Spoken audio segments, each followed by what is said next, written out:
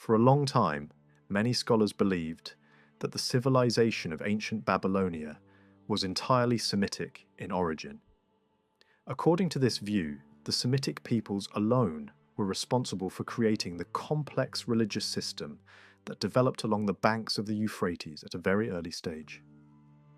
Entire studies of Babylonian belief were built around this assumption, presenting Semitic culture as the sole foundation of religious thought in the region. This interpretation, however, has not survived the evidence brought to light by archaeology. Excavations carried out in Mesopotamia have established one fact beyond doubt. Before any Semitic groups entered the land, Babylonia was already home to a highly developed society. This earlier population cultivated fields, raised livestock, constructed cities, engineered canals, and achieved a significant level of social and economic organization. These people are known today as the Sumerians. Their presence demonstrates that Babylonian civilization did not begin with the Semites, but inherited deep foundations laid by others long before. Even the Sumerians themselves were likely not the first inhabitants of the region. Everything suggests that they arrived as settlers from elsewhere, probably migrating from mountainous areas to the north. Who lived in the land before them remains unknown, as no clear traces of an even earlier population have survived. The earliest people of Babylonia, whose culture can be clearly identified, are the Sumerians, and modern research has greatly expanded our understanding of their world. Any attempt to explain Babylonian religion must begin by acknowledging the influence of the Sumerians. Their beliefs shaped the spiritual landscape encountered by the Semitic newcomers, and these ideas did not disappear when Sumerian political power declined. On the contrary, they were absorbed and transformed, becoming an essential part of Babylonian religious life. Without recognizing this inheritance, the religious system of Babylonia cannot be properly understood. It is impossible to determine precisely when Sumerian influence began, but the earliest sacred centers may have been founded as early as 6,000 or 7,000 years before the Common Era.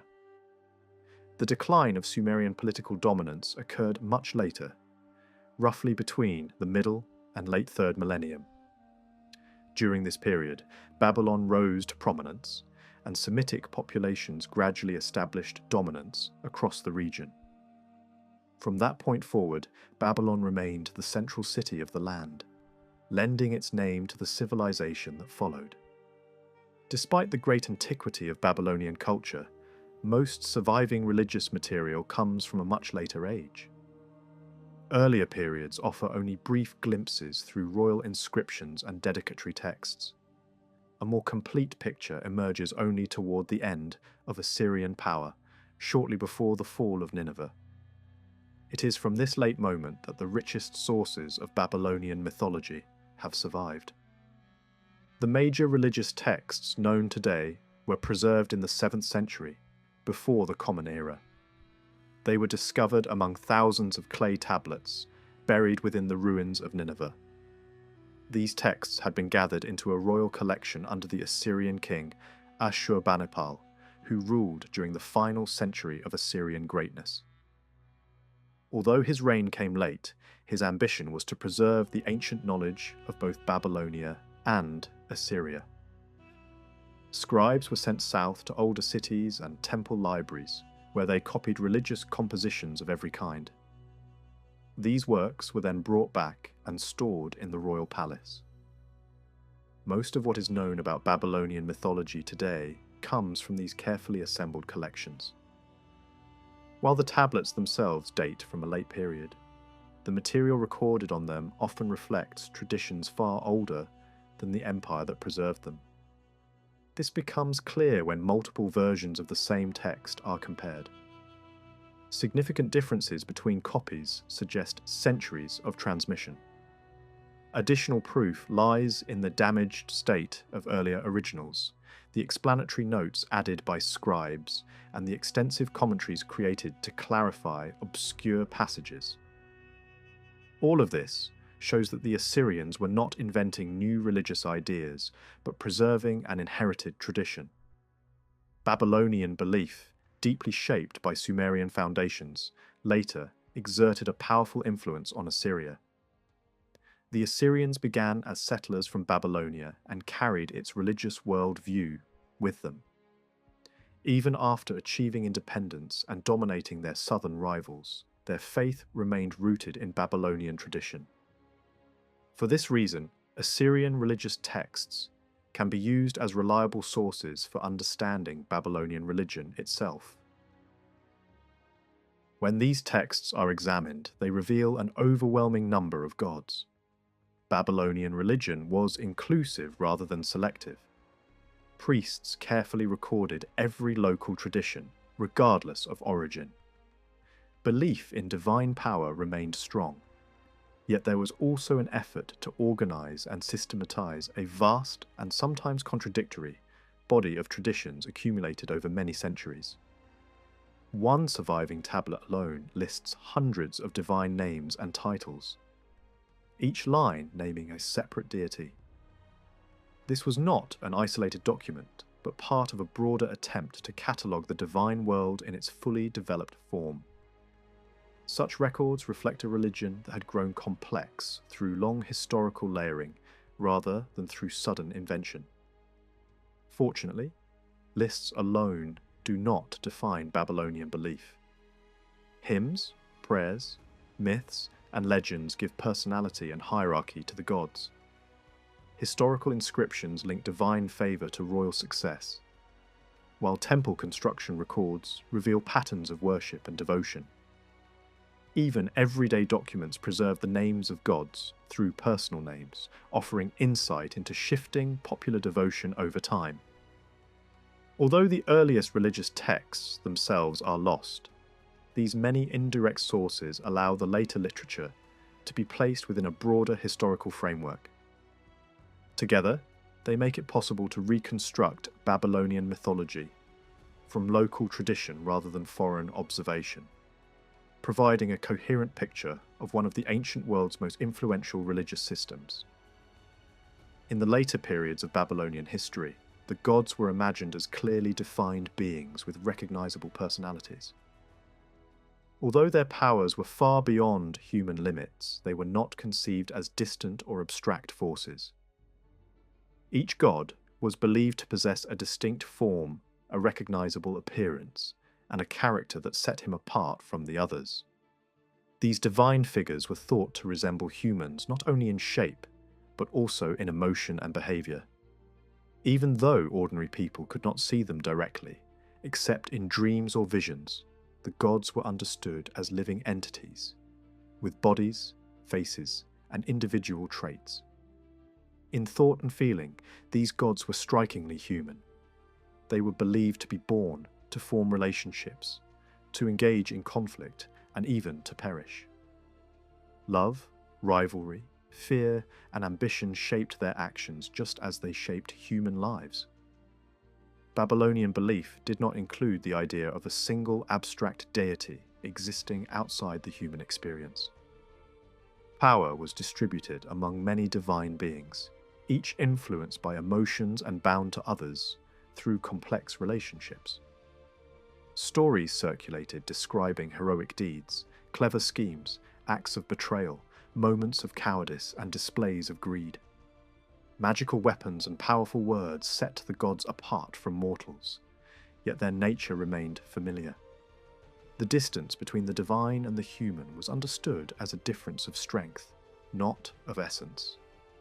When the roles and qualities of these gods are examined more closely, a deeper question emerges. What shaped these precise personalities and divisions of power? The answer lies not in imagination alone, but in the natural world itself. The gods were expressions of natural forces. Over generations of observation, people sought to explain the rhythms and dangers surrounding them. The daily journey of the sun, the changing face of the moon, the movement of stars, the violence of storms, and the uncertainty of the winds all demanded explanation. Lacking the concept of natural laws, these phenomena were understood as the actions of beings similar to humans, yet vastly more powerful. Nature was seen as alive and filled with countless unseen forces. Some appeared benevolent, others hostile, depending on their effects on human life.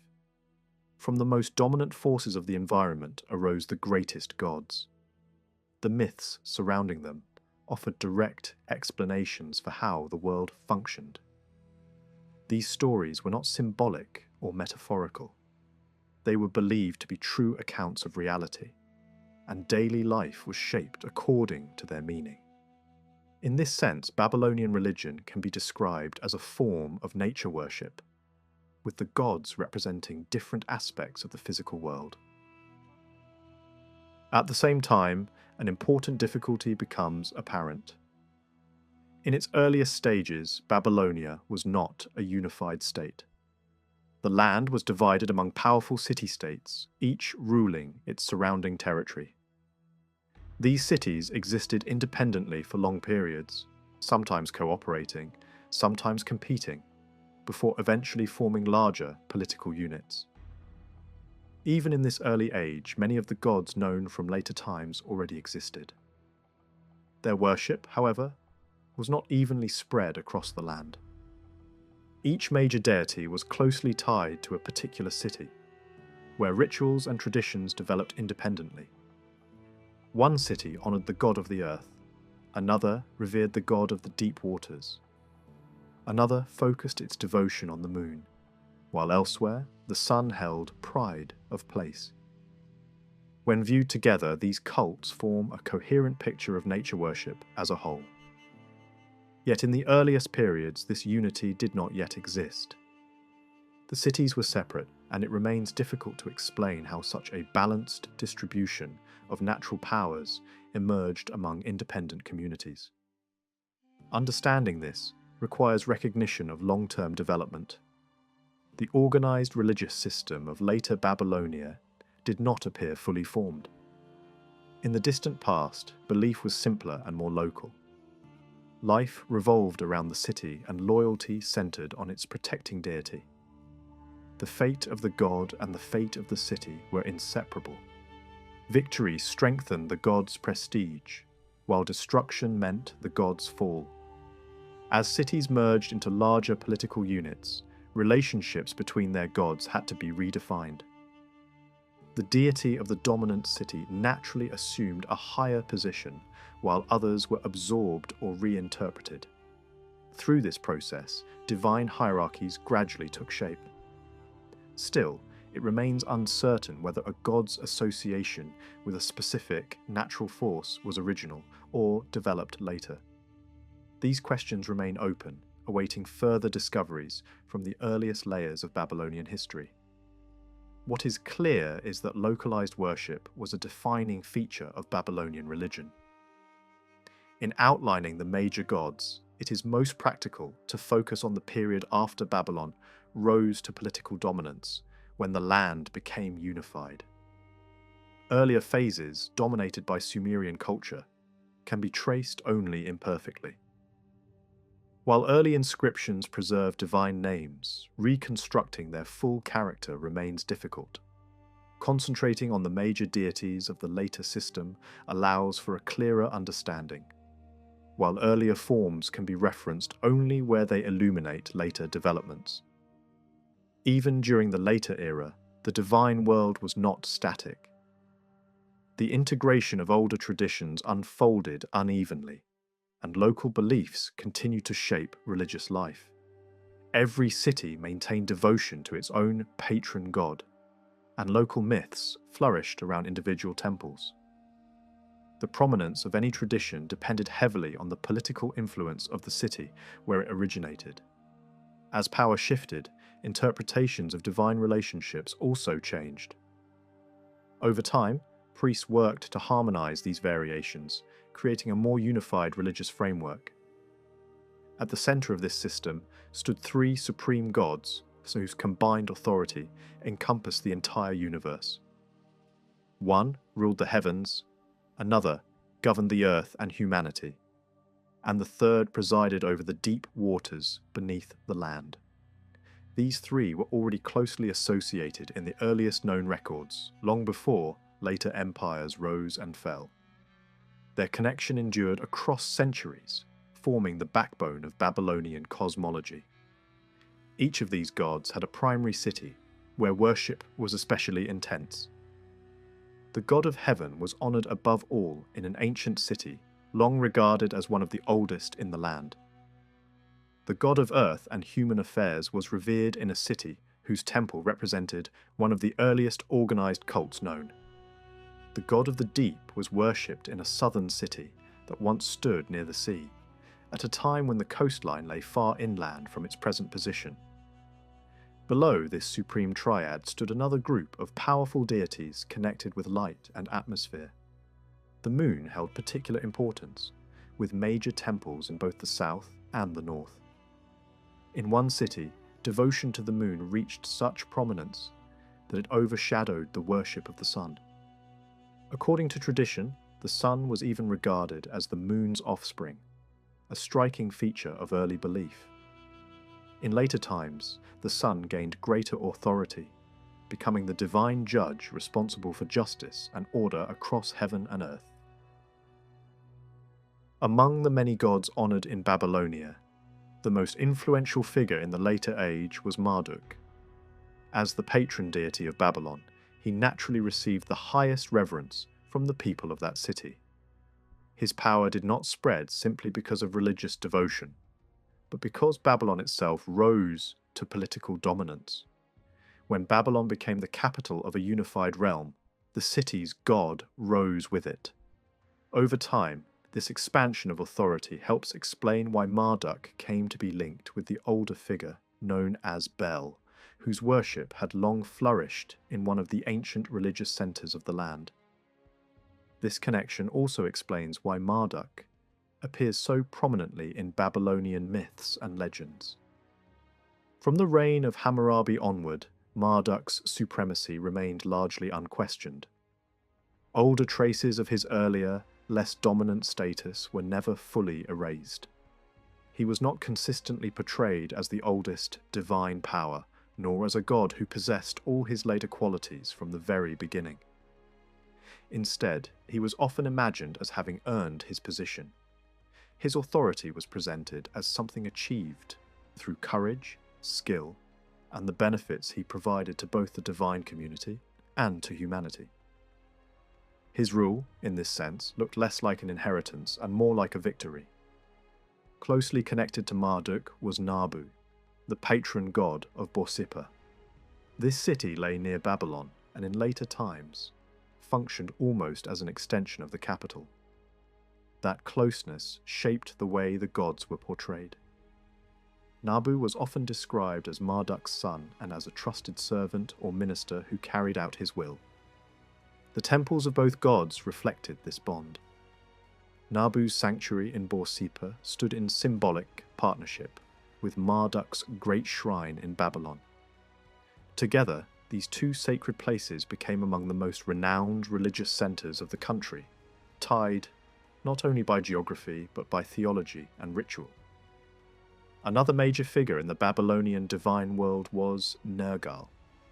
His temple stood in the city of Kutha, and it was remembered as one of the oldest and greatest sanctuaries in the north. Nergal's character was shaped by violence and its consequences. He was known as a god of war, but also connected to pestilence, as if disease were the invisible shadow cast by battle. Beyond this, he was also linked with death itself, and in that role he became associated with the world below. The bond between Nergal and Kutha endured for centuries. Early rulers are recorded as repairing or rebuilding his sanctuary, showing that his cult was already ancient. Much later, when people from Babylonia were transplanted to foreign regions, memories of this god still travelled with them. Even far from home, communities continued to honour him, trusting his protection in dangerous and unfamiliar landscapes. This long persistence reveals how deeply certain local cults were embedded in Babylonian identity. In later times, another god became closely paired with Nergal, a figure commonly known as Ninib. His name and earliest nature are difficult to define with certainty. Yet later, tradition presents him more clearly. Under Assyrian rule, he appears as a fierce deity of war and hunting, associated with strength, pursuit, and mastery of weapons. Kings credited both Nergal and Ninib with granting them the force and arms needed for victory. Alongside these martial gods stood other important divine powers, such as Nusku, the god of fire, whose presence became especially strong in rituals and protective practices. Fire, in this setting, was not merely a tool of daily life, but a sacred force used to confront danger and cleanse unseen threats. Compared to the major male gods, Babylonian goddesses were often portrayed with less individuality and less independent authority. With one notable exception, they tended to appear as secondary figures whose roles were shaped by their relationship to male deities. This pattern mirrored social realities in the human world, where women generally held a less powerful position. The divine order, imagined in human terms, repeated the same structure. Many goddesses were primarily defined as partners and mothers, receiving honour through their connection to stronger male gods and producing a younger generation of divine beings. Sometimes, this dependent status is visible even in their names, which could function as feminine counterparts, rather than fully separate identities. The wife of a great god might appear less as a distinct figure and more as a reflection of her husband's status.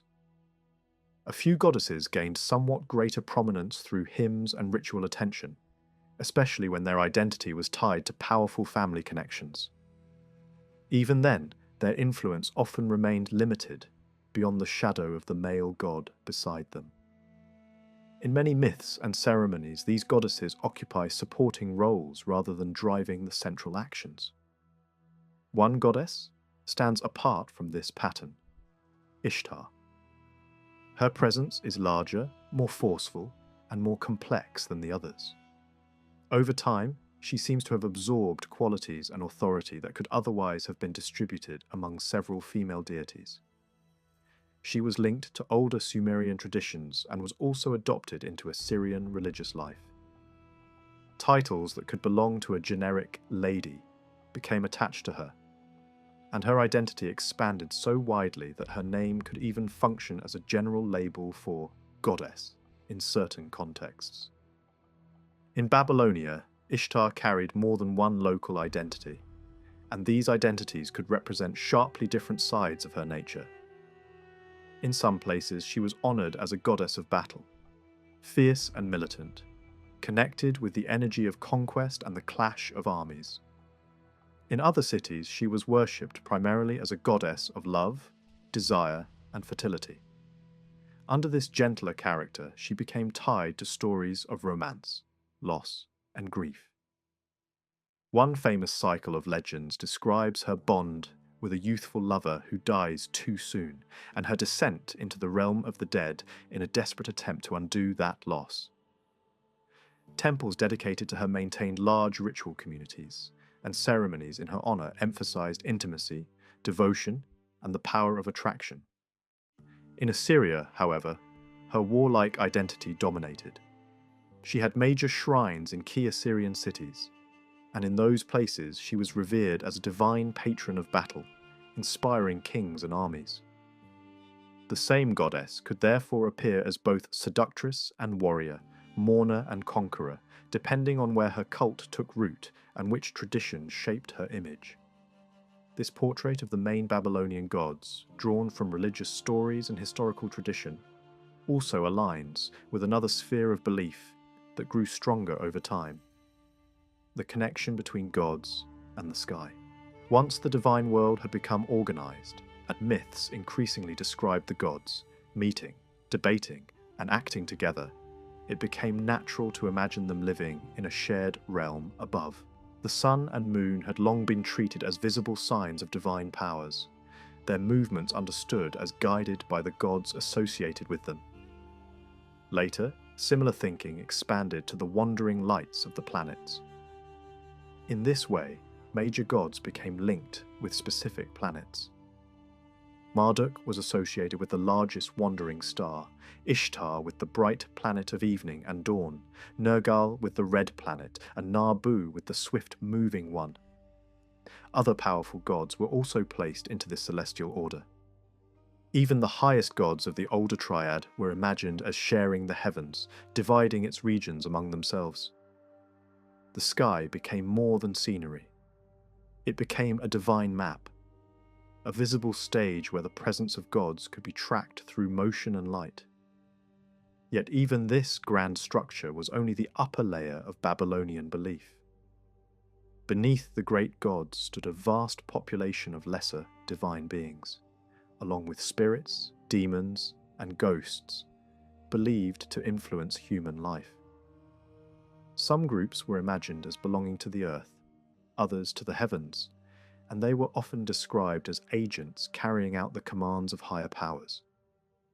At the same time, many spirits were feared as hostile, bringing illness, misfortune, and terror. Protection against them required more than prayer. It called for ritual knowledge, spoken formulas, and practices designed to force back invisible danger. Through these methods, the favour of the great gods could be invoked, and their power could be turned into a shield against the darker forces believed to roam through the world. The Babylonian picture of the world did not survive in the form of a single clear manual or official explanation. Their ideas about the Earth's shape, the structure of the sky, and what might exist beyond death have to be reconstructed from scattered hints preserved across many different writings. No complete, orderly description written by a Babylonian priest has come down intact. What remains are fragments. A phrase embedded in a hymn, a detail inside a legend, a passing reference in a ritual text, an image implied by myth. Yet taken together, these pieces allow a surprisingly coherent view of how the Babylonians imagined the universe around them. They clearly cared about such questions. Their stories about gods and heroes assume a particular kind of world, with boundaries, layers, and hidden regions above and below. Many famous myths only make sense when read through their geography of heaven, earth, and the realm beneath. Before turning to the legends themselves, it helps to sketch the stage on which those stories unfold, the world as the Babylonians believed it truly was. A vivid window into their ideas about the earth appears in the legend of Etana. In that story, an eagle forms an alliance with the hero and offers to carry him upward into the sky. Etana agrees. He grips the eagle's wings, and together they rise from the land into the heights. During the ascent, the eagle repeatedly urges him to look down, and at different stages of the flight, the earth is compared to new images, as though the changing view reveals the world's true shape. After 2 hours, the eagle says, "Look, my friend, at the appearance of the earth. Behold, the sea, at its side is the house of wisdom. Look how the earth resembles a mountain. The sea has turned into a pool of water." 2 more hours pass, and the eagle speaks again. "Look, my friend, at the appearance of the earth. The sea is a girdle round the earth." After another stretch of climbing, the description becomes even more striking. The sea shrinks into something like a narrow channel, cut for irrigation. Later still, the earth itself seems no larger than a small flower bed. These comparisons reveal a basic idea. The earth is imagined as a raised mass, like a mountain or dome, with the sea flowing around it. From the first stage of the ascent, the sea is still broad, a pool surrounding a central rise. Higher up, the water becomes a thin band encircling the world. At the highest point, it is reduced to a slim line, like a man-made watercourse. Other ancient references point in the same direction. The earth was often pictured as a rounded form, not flat, and not a perfect sphere, but more like a half dome with gently sloping sides. Ancient writers report that Babylonians compared the earth to a boat and described it as hollow. The river boats common on the Tigris and Euphrates were circular and lacked a keel. Turned upside down, such a craft resembles a domed surface surrounded at the base by water. That image fits the idea of a world encircled by an ocean ring. This worldview also reflects the landscape of Mesopotamia itself. From the low plains, the distant mountain ranges in the north could appear as the world's central height. Meanwhile, great bodies of water lay in several directions beyond the land's edges. The Gulf to the southeast and distant seas beyond the southwest and west could reinforce the belief that the ocean formed a boundary around everything. Above this earth rose the sky, imagined not as empty space but as a solid structure. A vast dome, hollow like a hemisphere, curving over the world in a form similar to the earth itself. Beneath the earth and beneath the foundations of the sky lay a huge body of water called the deep. Both earth and heaven were believed to rest on that primeval water. How exactly the dome of heaven was supported was not always explained in a single consistent way. One idea suggests that the earth's edges curved upward into a steep outer rim, forming a barrier or wall. The dome of heaven could then rest on that rim, while the sea gathered in the hollow space between the central mountain of the earth and the raised outer edge. This matches the way the Etana story describes the sea as a narrow band and later as a channel. Yet there is a tension here, because the sea is often treated as part of the same deep waters beneath everything. If the Earth's edge formed a sealed wall, it would cut off the sea from that vast underworld ocean. For this reason, another view seems more likely. The sky dome did not rest on the Earth at all. Instead, both Earth and heaven stood on the deep, each with its own foundations anchored in the same watery base. Creation itself was sometimes described in terms of water and monstrous beings. Before the world was formed, nothing existed except the primeval waters, inhabited by powerful creatures. In one version of the creation story, a great god defeats a vast female monster dwelling in the deep. Her body is split and the world is fashioned from it. One half becomes the dome of heaven, the other becomes the earth. Above the solid sky dome was yet another ocean, a heavenly sea. The dome held it back like a barrier, preventing it from breaking through and flooding the earth.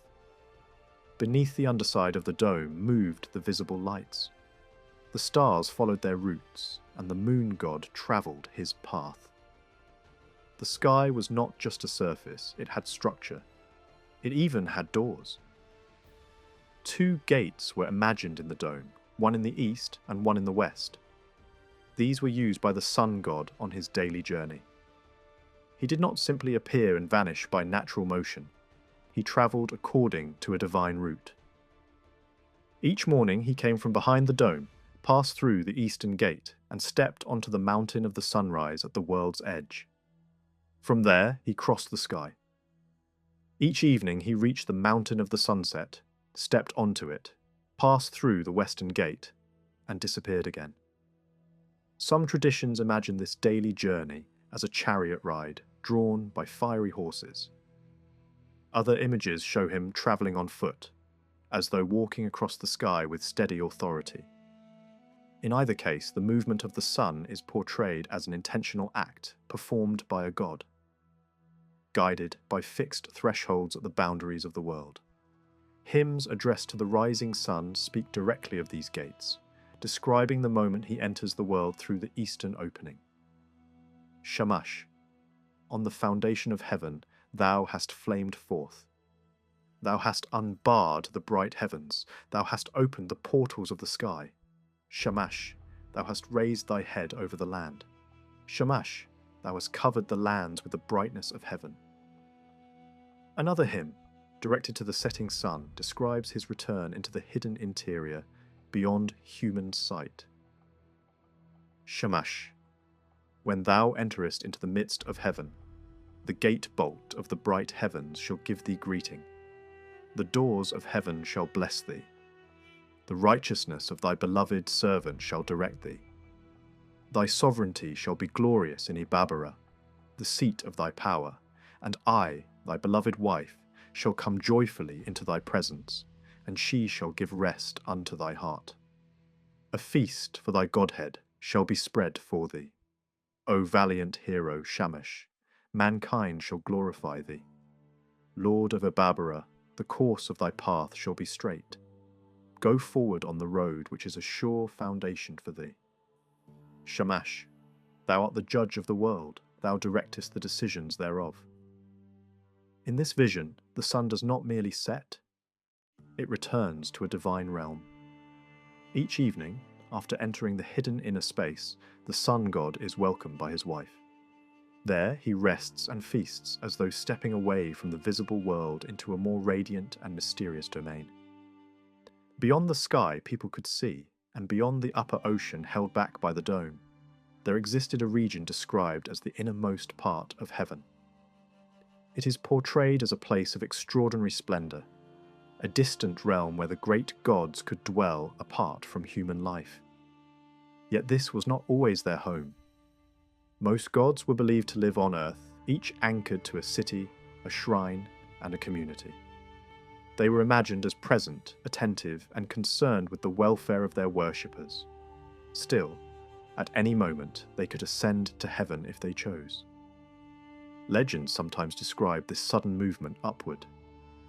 A goddess might rise to heaven in anger after being insulted, demanding satisfaction from the highest divine authority. In another story, a catastrophic flood destroys human life and overwhelms the sacred places of the gods. Terrified, the gods abandon the earth and flee upward into the realm of the sky's ruler. These moments underline an important rule. The gods usually remain connected to the land, but in extraordinary crises they retreat to the heavenly domain. Even so, the most important decision-making space of the gods was not placed in the far heights. The chamber where fate and destiny were set, and where the divine council gathered, was imagined as an earthly location. This council hall was said to stand in the east, near the mountain of the sunrise, not far from the world's boundary, where the great deep began. In that place, at the edge of the known world, the gods could assemble when summoned, and the future of gods and humans alike could be determined. Babylonian ideas about death were shaped by the same world model that defined their earth and sky. The earth was imagined as a vast, rounded mass, like a great hemisphere, and its interior was not thought to be solid rock all the way through. Beneath the inhabited surface lay a hollow space filled with the waters of the deep, the primeval ocean on which the world itself was believed to rest. Yet the ground above this hollow was not seen as a thin shell. The crust of earth was imagined as thick and heavy, a massive layer forming the mountain of the world. Deep inside that great layer, far below the surface, tradition placed a huge cavern. This was the underworld, a domain often described as the dwelling place of the dead. It was envisioned as a sealed region, a house of the dead, surrounded by 7 strong walls. The barriers were not merely symbolic. They were guarded and enforced by underworld beings so relentlessly that once a soul passed inside, return was impossible. This was why the underworld could be called the land of no return, a phrase that captures the finality Babylonians associated with death. Inside that realm, existence was pictured as bleak and exhausting.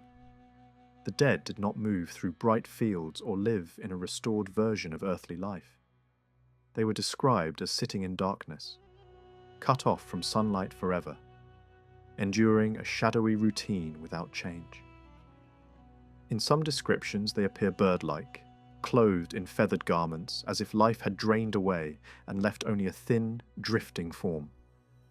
Their food was not harvest or feast, but dust and mud, Dust lay over everything, settling into corners, covering the floor, turning the underworld into a place where time itself seemed to stop. There was no promise of a joyful afterlife. No paradise awaited the righteous. No separate reward was reserved for the good, and no separate torment designed for the wicked. All people, regardless of status or morality, were believed to share the same destination and the same flattening fate. Kings and commoners were reduced to a single level in the dark. That vision finds echoes in other ancient traditions that imagine the realm of the dead as joyless and stripped of life's pleasures.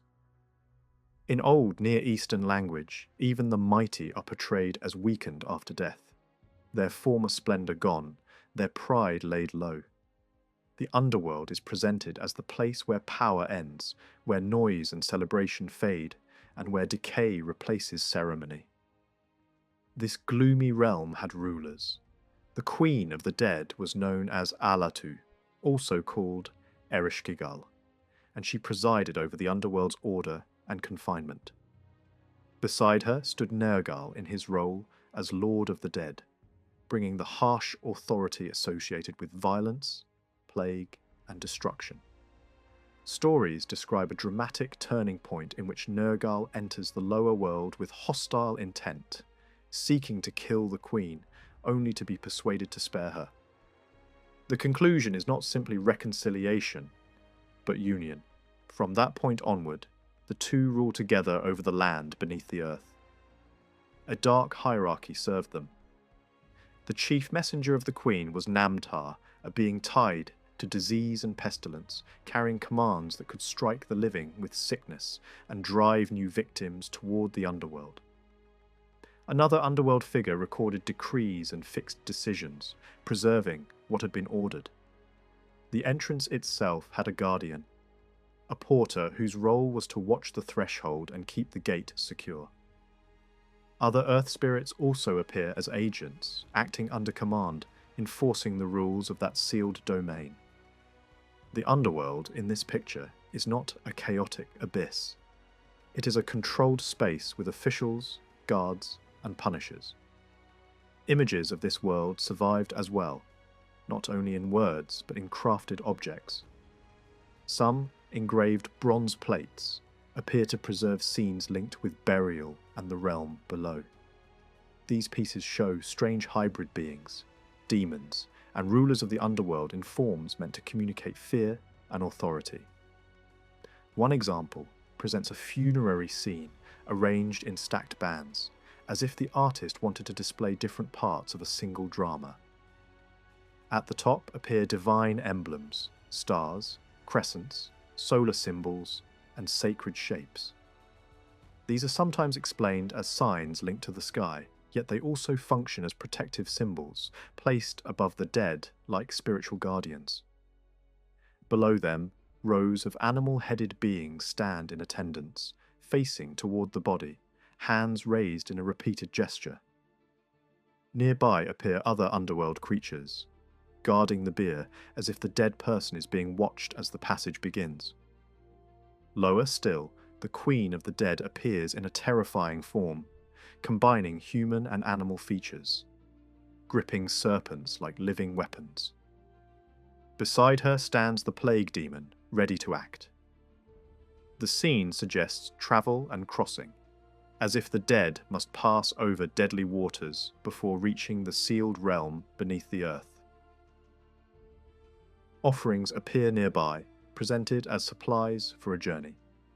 The purpose is clear: protection, safe passage, acceptance by the powers below. These objects are not the only sign that Babylonians cared about burial. Despite the grim view of the afterlife, the rites of the grave mattered intensely. One of the worst fates was not death itself, but death without burial. An unburied person was feared to be trapped, unable to reach the underworld, forced to wander the earth in hunger and frustration. Such a restless shade was imagined as desperate and unclean, feeding on whatever filth could be found. In this belief, burial is not a sentimental gesture. It is a necessary act that prevents the dead, from turning into a danger to the living. This fear also explains why desecration of enemy graves could be used as a weapon. To disturb the dead was to deny them peace, to condemn their shades to wandering and misery. It also explains the brutal treatment of bodies on battlefields, where corpses might be mutilated or left exposed to animals. These were not only acts of cruelty, they were meant to produce spiritual consequences. An unburied shade was believed capable of harming the living. Such a spectre could attach itself to a person, causing illness, terror, and physical decline. Magical specialists claimed they could direct such a spirit against an enemy through spells. Yet the spirit might also cling to someone on its own, hoping the victim would be forced to arrange burial and offerings in order to gain relief. A painful illness could therefore be interpreted as an assault by a wandering dead. One surviving plea spoken by a suffering victim gives voice to that fear. "Ey, Shamash, Marduk, deliver me, and through your mercy let me have relief. O Shamash, a horrible spectre for many days hath fastened itself on my back, and will not loose its hold upon me. The whole day long he persecuteth me, and in the night season he striketh terror into me. He sendeth forth pollution, he maketh the hair of my head to stand up. He taketh the power from my body. He maketh mine eyes to start out. He plagueth my back. He poisoneth my flesh. He plagueth my whole body." The speaker does not even know which dead person is responsible. The prayer names possibilities and pleads for rescue. Then the solution turns practical. The way to remove the spectre is to provide what it lacks: clothing, shoes, a belt, water, food for the journey, and formal delivery to the gatekeeper of the underworld. The goal is not to destroy the spirit, but to send it to its proper place and seal the passage behind it. A garment to clothe him, and shoes for his feet, and a girdle for his loins, and a skin of water for him to drink, and as food for his journey have I given him. Let him depart into the west. To Nedu, the chief porter of the underworld, I consign him. Let Nedu, the chief porter of the underworld, guard him securely, and may bolt and bar stand firm over him. This belief made burial a duty of the living. Family and friends had strong reasons to ensure the dead were laid to rest properly. Offerings of food and drink were placed in the grave, partly to sustain the dead on their passage and partly to ease their miserable existence in the underworld. Even if paradise did not exist, proper rites could at least prevent the worst outcomes. Mourning itself became a public performance. Houses filled with hired mourners, men and women paid to give loud expression to grief, turning private loss into visible ritual. In royal settings, mourning could be regulated and staged. Sacrifices offered, officials adopting mourning garments, musicians summoned to sing dirges. For ordinary people, the scale was smaller, but the pattern remained. The dead were honoured through sound, ceremony, and a visible break in daily life. After mourning, the body was prepared and carried to the grave. The practice was ancient. Early art from southern Mesopotamia depicts fallen warriors arranged for burial, with comrades bringing baskets of earth or offerings, building a mound over them. Later, royal inscriptions rarely show burial scenes in images, yet some records describe what was done. One account speaks of placing a father within the grave, sealing the entrance with bronze, speaking protective words against tomb robbers, and depositing valuable objects as part of the burial. Offerings are also presented to underworld beings, meant to secure acceptance and prevent harm. Even attempts were made to preserve the body. Oils could be used, and other substances too. Salt appears as a method of keeping a corpse from decay, and honey was also known in the ancient world as a powerful preservative. These practices show that even in a land where soil and moisture quickly destroyed the body, people still tried to slow corruption and treat the dead with care. Given this attention, it is striking that relatively few graves have been found compared with expectations.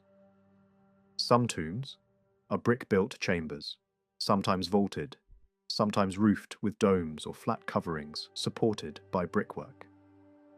Clay coffins and burial jars also appear. Graves often contain vessels and small personal items, yet inscriptions are rarely found, making dating difficult. Some burial types may belong to later periods, which complicates the picture. At times, the scarcity of clear graves led to speculation that bodies were burned. Yet clear support for widespread cremation in the Babylonian and Assyrian heartland is lacking. Some excavated remains once appeared to show burning, but later interpretations suggest accidental fire rather than a normal funeral practice. Whatever uncertainties remain in the archaeology, the broader cultural pattern is consistent. Burial, not cremation, was the expected end. It was believed to secure the dead's passage, protect the living from restless shades, and offer at least a small measure of order and mercy in a universe where the afterlife was imagined as dark, final, and without joy. Across the ancient world, nearly every culture that preserved written memory also preserved a story about beginnings. These creation stories rarely appear as cold explanations. They are told as dramatic narratives, shaped like myth, filled with living forces and named powers. Even when the versions that survive are late and polished, their roots almost certainly stretch back into far older layers of belief. Early people did not look at nature as a system of impersonal laws. Instead, storms, rivers, stars, darkness, and fertility could be felt as personalities, each with intention, appetite, anger, or mercy. Change in the world demanded an explanation, and the easiest explanation was a story. As thought developed, patterns became impossible to ignore. Day and night alternating with steady rhythm, seasons returning, the sky's lights moving in recognizable cycles. Such regularity suggested design, or at least structure. The urge to explain that structure without abandoning mythic thinking produced full creation narratives. Accounts that described how chaos became order, how the world gained shape, and how divine authority was established. In the later history of Babylonia and Assyria, at least two major versions of such stories circulated. One outline of the Babylonian creation story is known from a late period, around the 3rd century before Christ. It comes through a priest named Berossus, who served in Babylon and wrote a long history that began with the birth of the world and continued down toward his own time. His original work did not survive, but later, writers copied parts of it, preserving a condensed summary of his account. In this version, the beginning is not a bright dawn, but a formless age, water and darkness without land, without sky, without human life. The water does not remain empty for long. Strange beings arise within it, and their shapes are deliberately unnatural, as if the world is trying out forms before settling into stability. Winged humans appear. Creatures with multiple wings and multiple heads appear. Some figures combine male and female in a single body. Some have human trunks and goat feet with horns. Some carry the legs of horses. Others resemble centaurs with a human upper body on an equine frame. Bulls appear with human heads. Dogs appear with several bodies and fishtails. Hybrid men and horses carry the heads of dogs. Some creatures have horse heads and horse bodies, but end in the tail of a fish. Serpents and creeping things fill the same water alongside countless other monsters of mixed and shifting design. Over this chaotic population rules a female power identified with the sea itself, a sovereign of the primeval waters. The turning point comes when a god named Bel kills her. He cuts her body into two halves. From one half, the heavens are formed. From the other, the earth is formed. The monsters of the deep are also destroyed, as if the old, unstable world must be purged before a stable one can exist. After the earth is made, it is described as empty and uninhabited. The god then decides to create living beings through blood, ordering that his own blood be used so that life will carry divine substance within it. A god is instructed to mix earth and blood and shape humans and animals from the mixture. The story continues with the formation of the lights of the sky. Stars, the sun, the moon, and the wandering planets. Some details in this summary are clearly tangled by later retelling, and a second-hand report may have confused parts of the tradition. Yet the main structure is unmistakable. Watery chaos, monsters, a sea queen, divine combat, the division of a slain body into heaven and earth, and the creation of living beings afterward. That late summary is not the only source. A far fuller version survives in clay tablets that were kept in the Royal Library of Nineveh. The text appears as a long poem, split into multiple sections, each written on its own tablet. The series takes its name from its opening words, meaning, "when on high." The surviving copies are damaged, and some endings are incomplete, but the narrative remains clear enough to follow. The poem is older than the tablets themselves, and was copied and preserved because it was considered ancient and important. This tablet version matches the same broad story known through Berosus, though it presents the material with richer detail and a clearer sequence. In the beginning, chaos is again a mass of water. Two primeval powers embody this chaos: Apsu, the deep, and Tiamat, the universal mother. No other beings exist at first. Their waters mingle without shape, without boundary, without a formed world. Then, the gods begin to appear, generation by generation. First come Lakmu and Lakamu. After a long span, Anshar and Kishar are born. Later still, the other great gods emerge, but peace does not last. The primeval powers turn against the younger gods. Tiamat becomes hostile and begins to arm herself. She creates a brood of monsters meant to crush the gods and pull the universe back toward chaos. A divine leader, Anshar, hears of the threat and tries diplomacy first. He sends the god Anu to face Tiamat and calm the storm. Anu approaches, sees her terrifying preparation and retreats in fear. Another attempt is made through Ea, but it fails as well. Finally, the gods turn to Marduk, the son of Ea, asking him to become their champion. Marduk accepts, but he demands formal authority first. He will fight only if the gods publicly proclaim him supreme and give him power that cannot be challenged. A council is called. The messenger Gargar is sent to gather the elders and announce the emergency. The report is repeated again and again in the poem, a feature that can feel heavy in a complete reading but becomes invaluable when sections are missing. The repeated message paints the same picture. Tiamat has turned against her offspring, and the gods who once belonged to the younger generation have joined her. She has formed weapons and spawned monsters. Serpent creatures with deadly fangs, bodies filled with poison, beings clothed in terror and magnified in appearance, so that anyone who sees them collapses in dread. The list is a parade of nightmare forms. Dragons, hurricanes, raging hounds, scorpion men, violent storms, fishmen, ram beasts, all armed and fearless. Tiamat then raises Kingu, placing him at the head of her forces. He is given authority to march before the host, to signal the attack, to command the battle. He is dressed in splendor and elevated above the others. The most decisive gift is the Tablets of Destiny, a symbol of legitimate rule among divine beings. With these tablets, Kingu claims the power to decree fate itself. His voice is treated as binding. His command is meant to become reality. The gods respond with alarm. They gather, assemble and fill the chamber of council. They sit to feast, eating bread and mixing wine.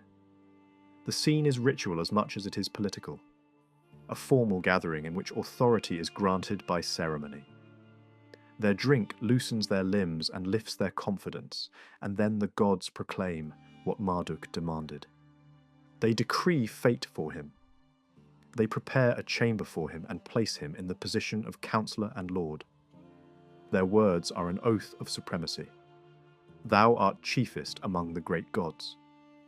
Thy fate is unequalled. Thy word is Anu. Henceforth, not without avail, shall be thy command. In thy power shall it be to exalt and to abase. Established shall be the word of thy mouth. Irresistible shall be thy command. None among the gods shall transgress thy boundary. O Marduk, thou art our avenger.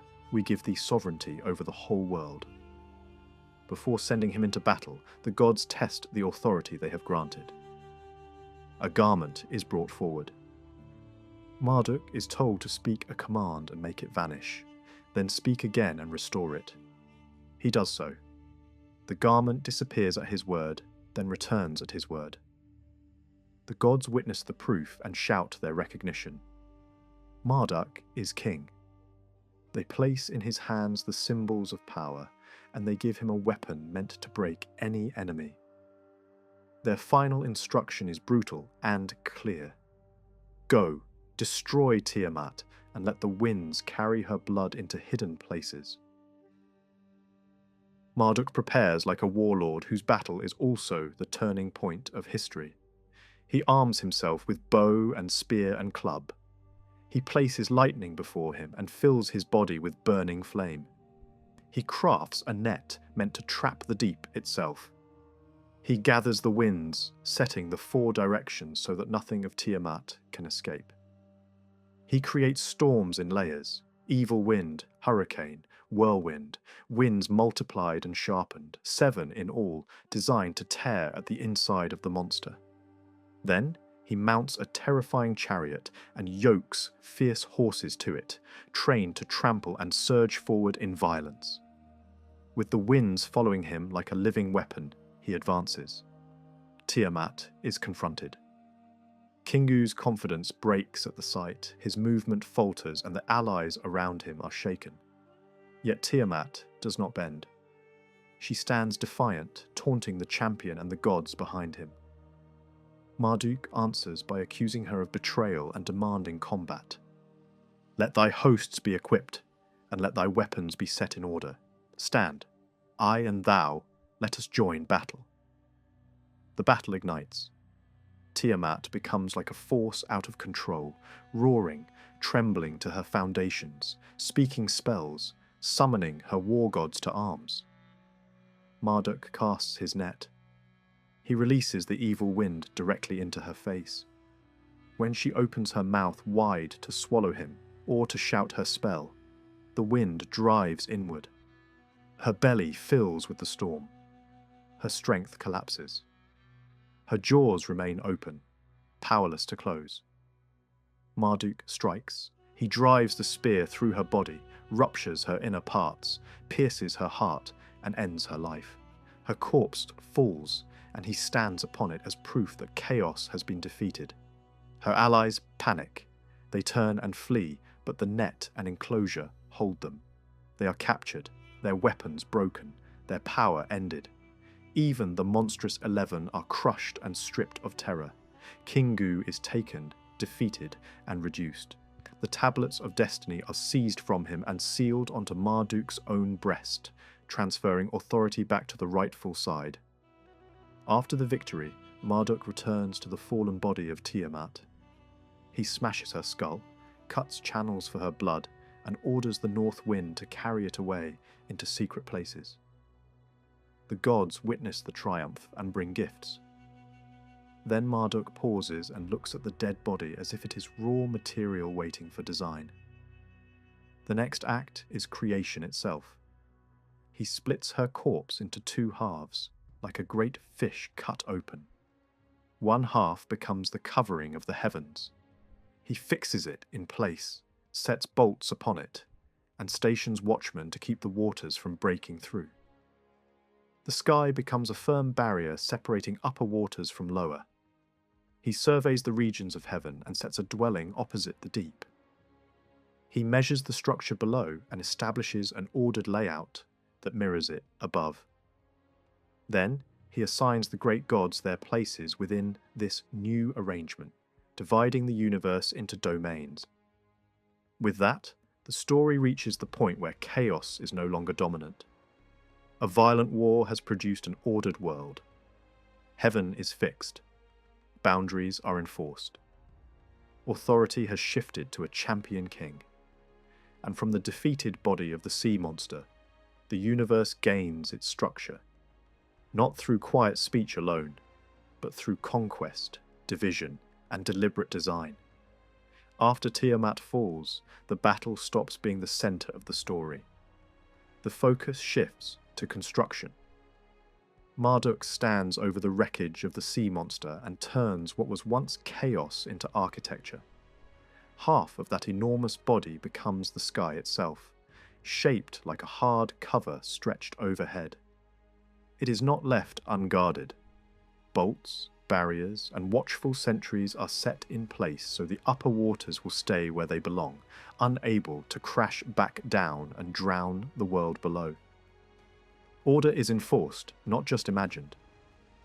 Below, a domain is assigned to the deep waters under the earth, a hidden abyss that remains powerful even after creation begins.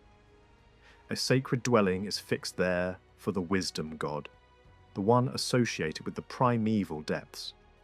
Alongside this, Marduk establishes a grand mansion described as Ishtar, a place name that later readers argue over. Some interpret it as the earth taking shape beneath the new sky.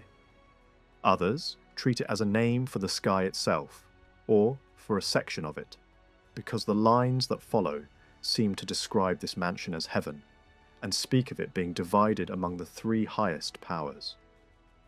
That division matches what is known from other traditions, where the great gods are imagined as sharing the sky's expanse, and even the stars are sometimes listed as belonging to one divine district or another. Whatever label is preferred, the scene is clear.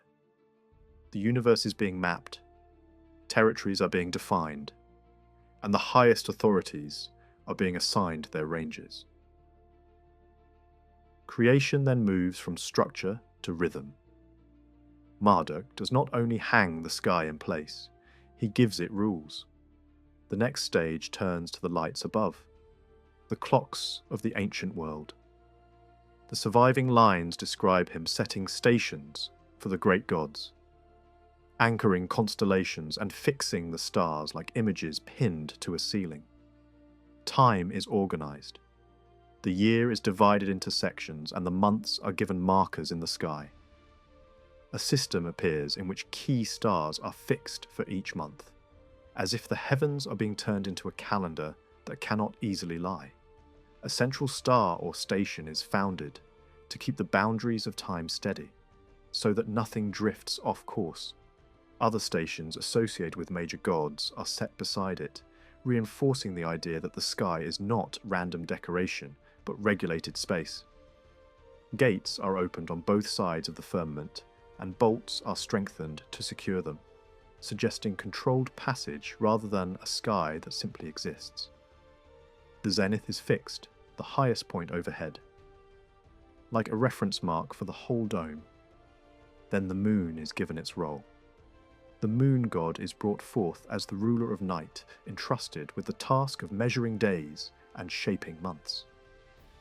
The text shifts into direct address, as if Marduk is giving formal instructions to a new official in the cosmic administration. At the beginning of the month, thou shalt command the horns to determine 6 days, and on the 7th day to divide the crown. The details beyond this are damaged, but the intention is unmistakable. The phases of the moon are being turned into a schedule, a visible pattern that repeats without fail.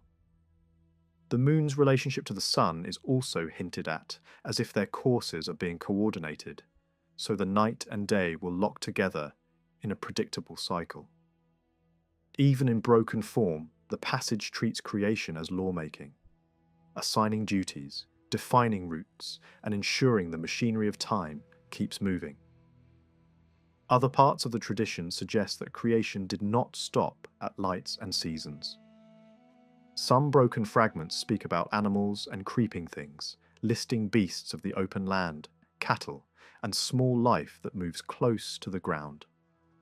In at least one surviving piece, the act is credited to the gods as a group rather than to Marduk alone, and the wisdom god plays a strong role. That difference matters because it shows the story was not frozen into a single official script. Multiple versions circulated, sometimes overlapping, sometimes disagreeing, and sometimes placing different divine figures at the center of the same acts. There is also evidence that the missing sections once included the creation of humanity and the duties expected from people afterward. One hymn praising Marduk speaks of black-headed humanity as the work of his hands, and it frames that creation as something meant to be remembered and repeated. Another fragment preserves what sounds like guidance for human conduct, presented in the language of divine instruction. The tone is not theatrical here, it is moral and practical. Towards thy God shalt thou be pure of heart, for that is the glory of the Godhead. Prayer and supplication and bowing low to the earth. Early in the morning shalt thou offer unto him. Then it turns outward, towards social behaviour. The fear of God begets mercy. Offerings increase life, and prayer absolves from sin. Against friend and neighbour thou shalt not speak evil. Speak not of things that are hidden. Practice mercy. When thou makest a promise to give, give and hold not back. Whether these lines belong to the main creation poem or were attached to it later, they reveal how the story was used. Not only to explain the world's shape, but to set a standard for how a person should live inside that world.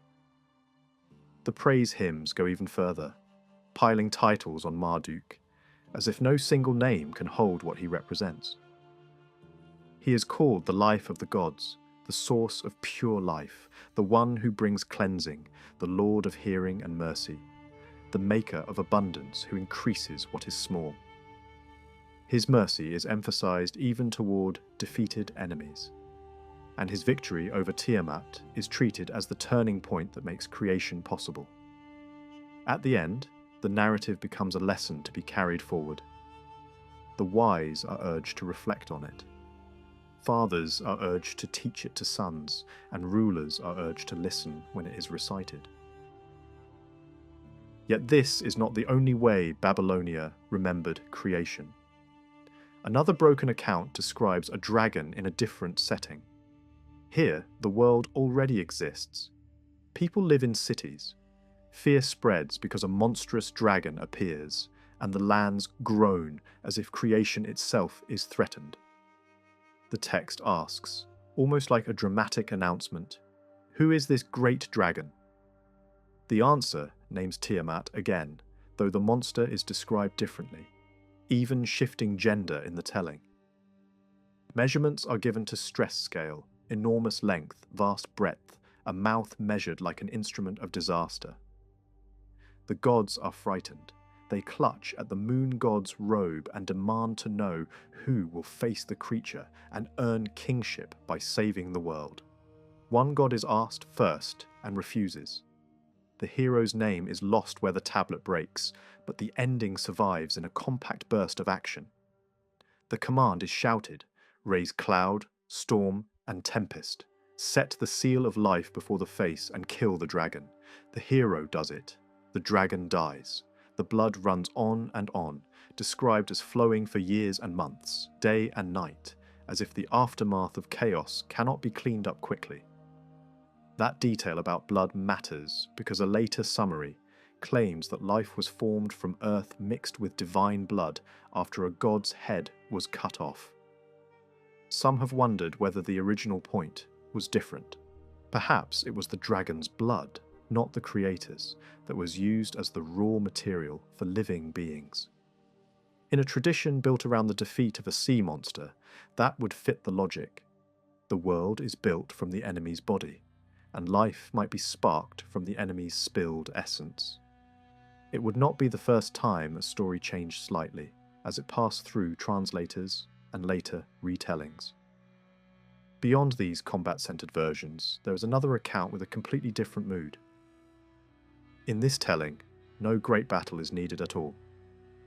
Marduk creates freely, without a prior war against chaos.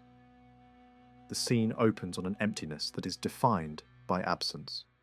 No temple, no sacred place, no reeds, no trees, no bricks, no buildings, no houses, no cities, no prepared dwellings. Famous centres do not exist yet. Great sanctuaries are not standing. Everything is sea, an unbroken spread of water. Then a movement stirs in the sea, and creation begins. A holy city emerges. A great shrine is established. Babylon is built, and its central temple is completed, as if the first priority is not vegetation or animals, but a place where divine presence can be anchored. The divine assembly is created, and the holy city is declared supreme, described as the dwelling desired by the gods themselves. Only then does Marduk turn to the physical task of making land. A reed is laid on the face of the waters, and dust is formed and poured out around it. The image is simple and almost engineering-like.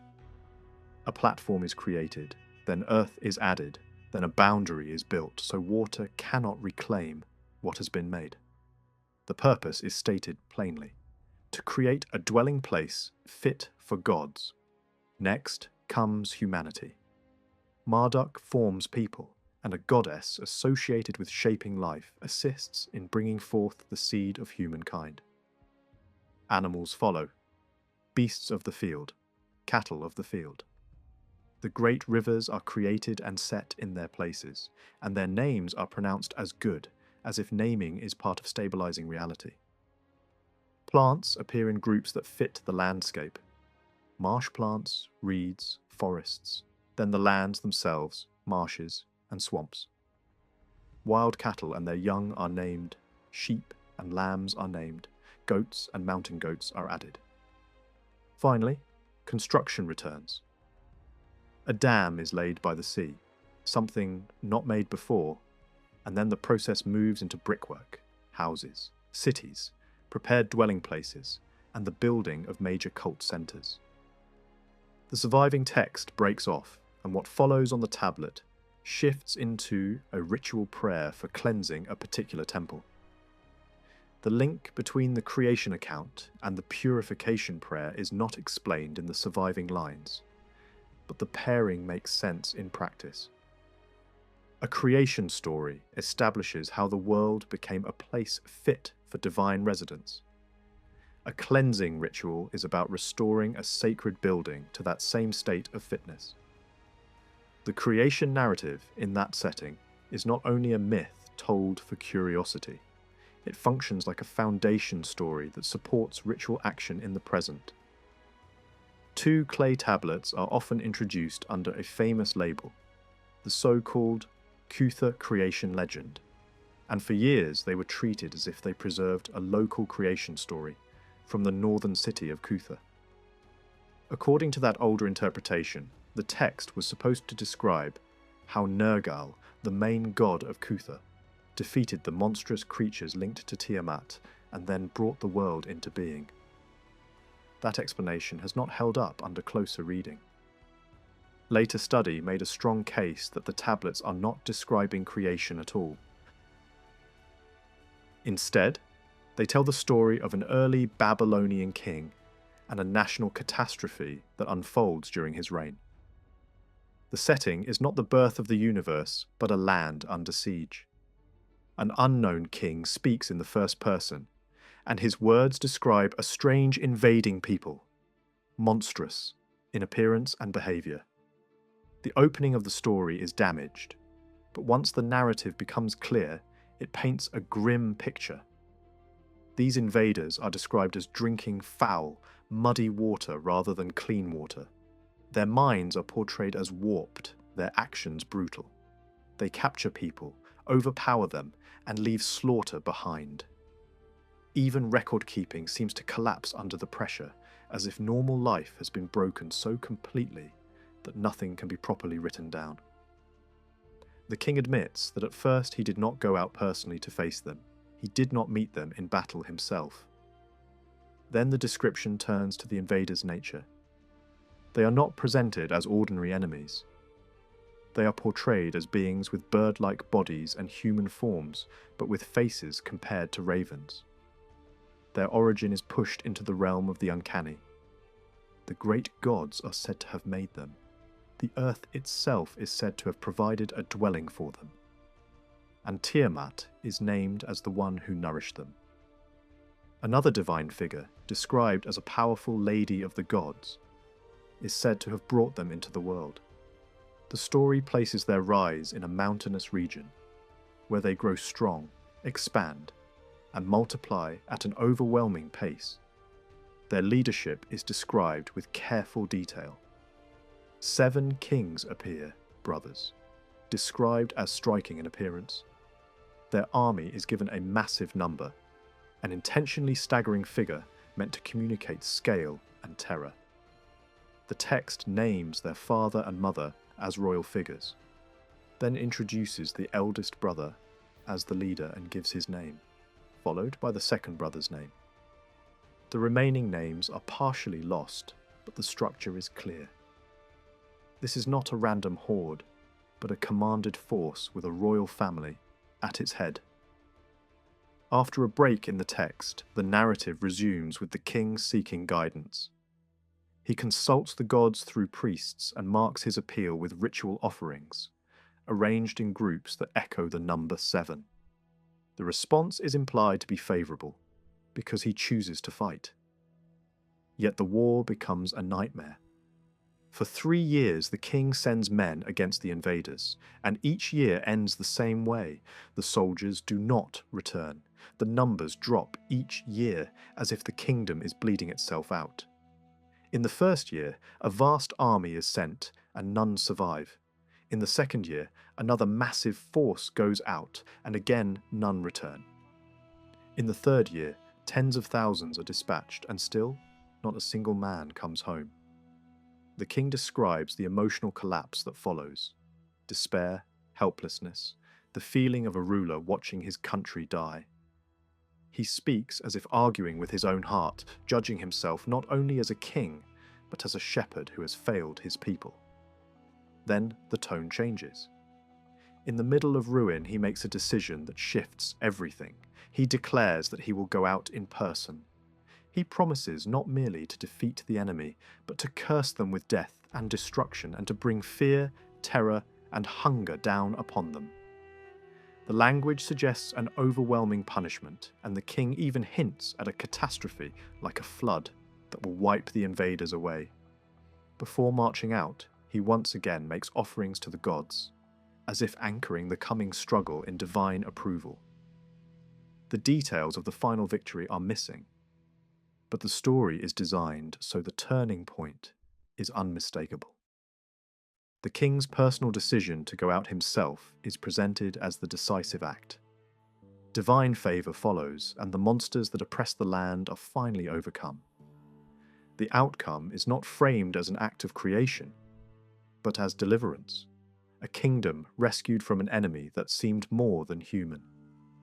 The later section of the text shifts again, from narrative to instruction. The king speaks beyond his own lifetime, addressing whoever might rule after him. He says that a record has been made for a future king, prince or governor, anyone called by the gods to lead the land. The tablet is deposited in Kuta, inside the temple of Nergal, as if placed there for safekeeping and for ritual authority.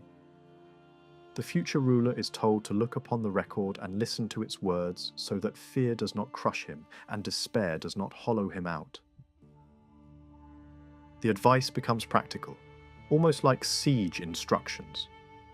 The ruler is told to establish himself firmly, to sleep in peace beside his wife, to strengthen the walls, to fill the trenches with water, to bring in treasure, grain, silver, goods, possessions and weapons. everything needed to endure a crisis.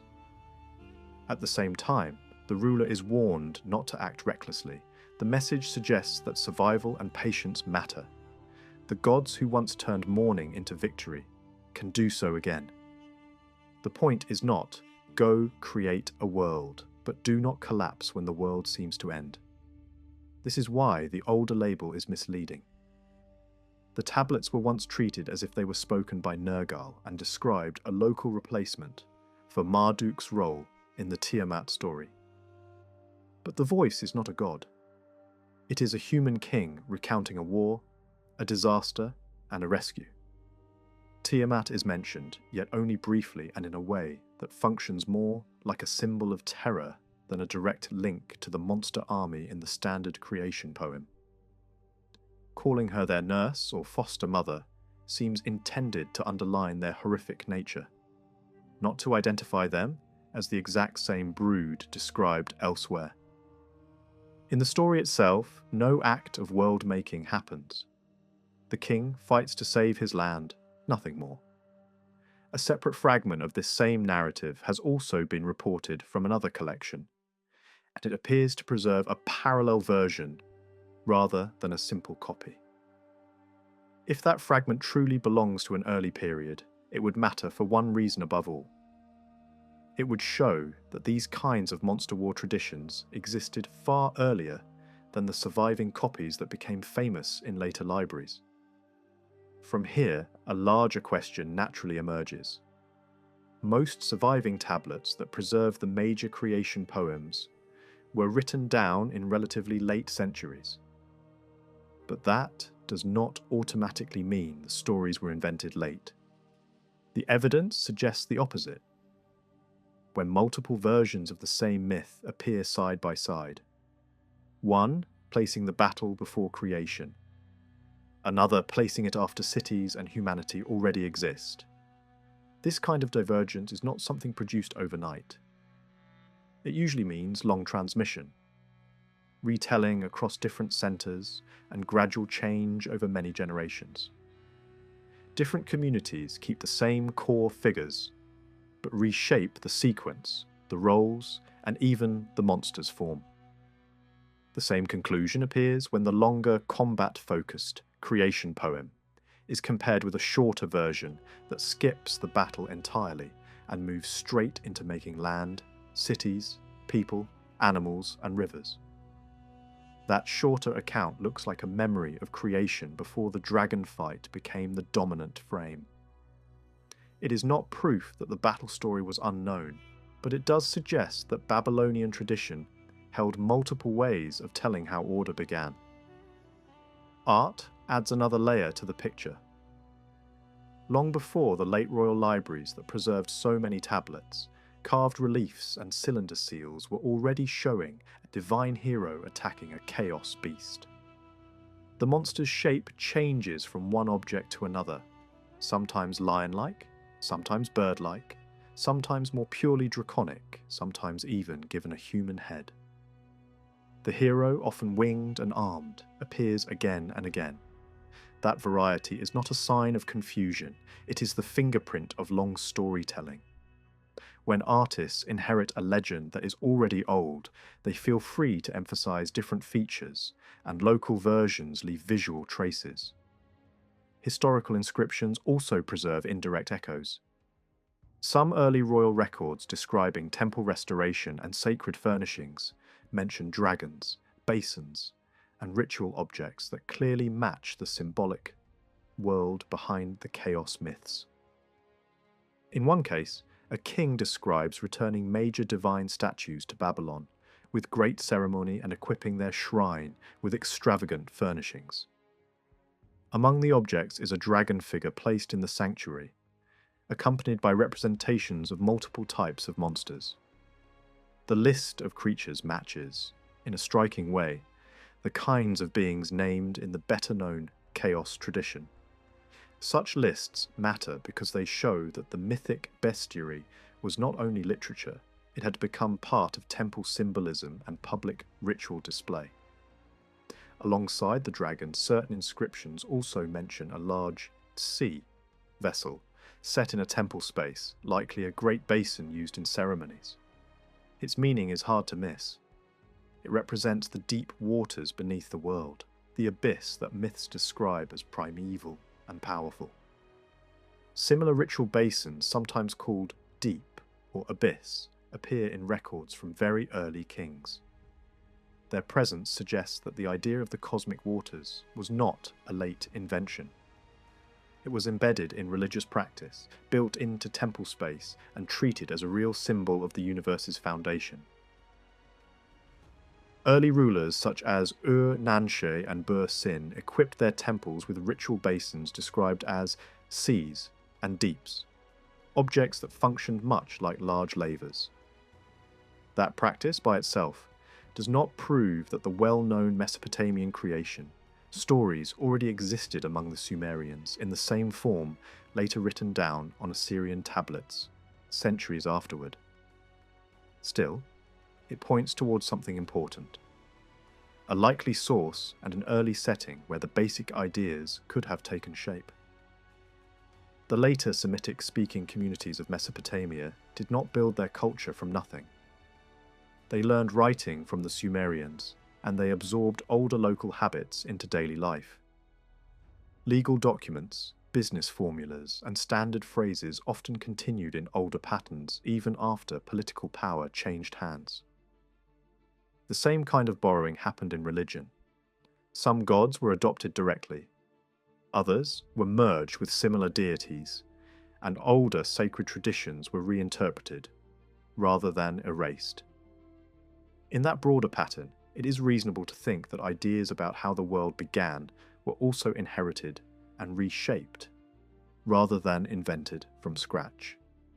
There are clear signs that Sumerian religious learning remained influential for a very long time. By the time of Hammurabi, scribes were already copying and studying Sumerian sacred texts. In the ancient libraries of southern Mesopotamia, later excavations uncovered religious compositions whose tone and structure resemble what appears in much later temple life farther north. Yet there is a gap that matters. Within the early Sumerian material recovered so far, no surviving fragment clearly preserves a full creation narrative in the familiar later style, and very little that looks like a long mythic legend has been found intact. One text, however, complicates the picture. A shorter creation account survives on a later tablet, written in Sumerian and accompanied by a Semitic translation. It comes from a period when scribes sometimes attempted to write in Sumerian even though it was no longer the everyday spoken language. Even so, this shorter creation account may reflect something much older.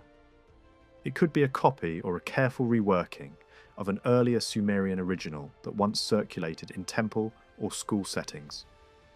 That possibility cannot be proven from the surviving evidence alone, but it fits the larger pattern of how Mesopotamian texts were transmitted, studied, and reissued over centuries.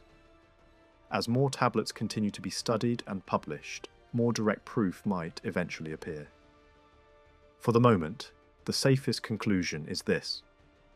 The creation traditions preserved in Assyria and Babylonia in later centuries were built on earlier models, and those older models could easily reach back to Sumerian times.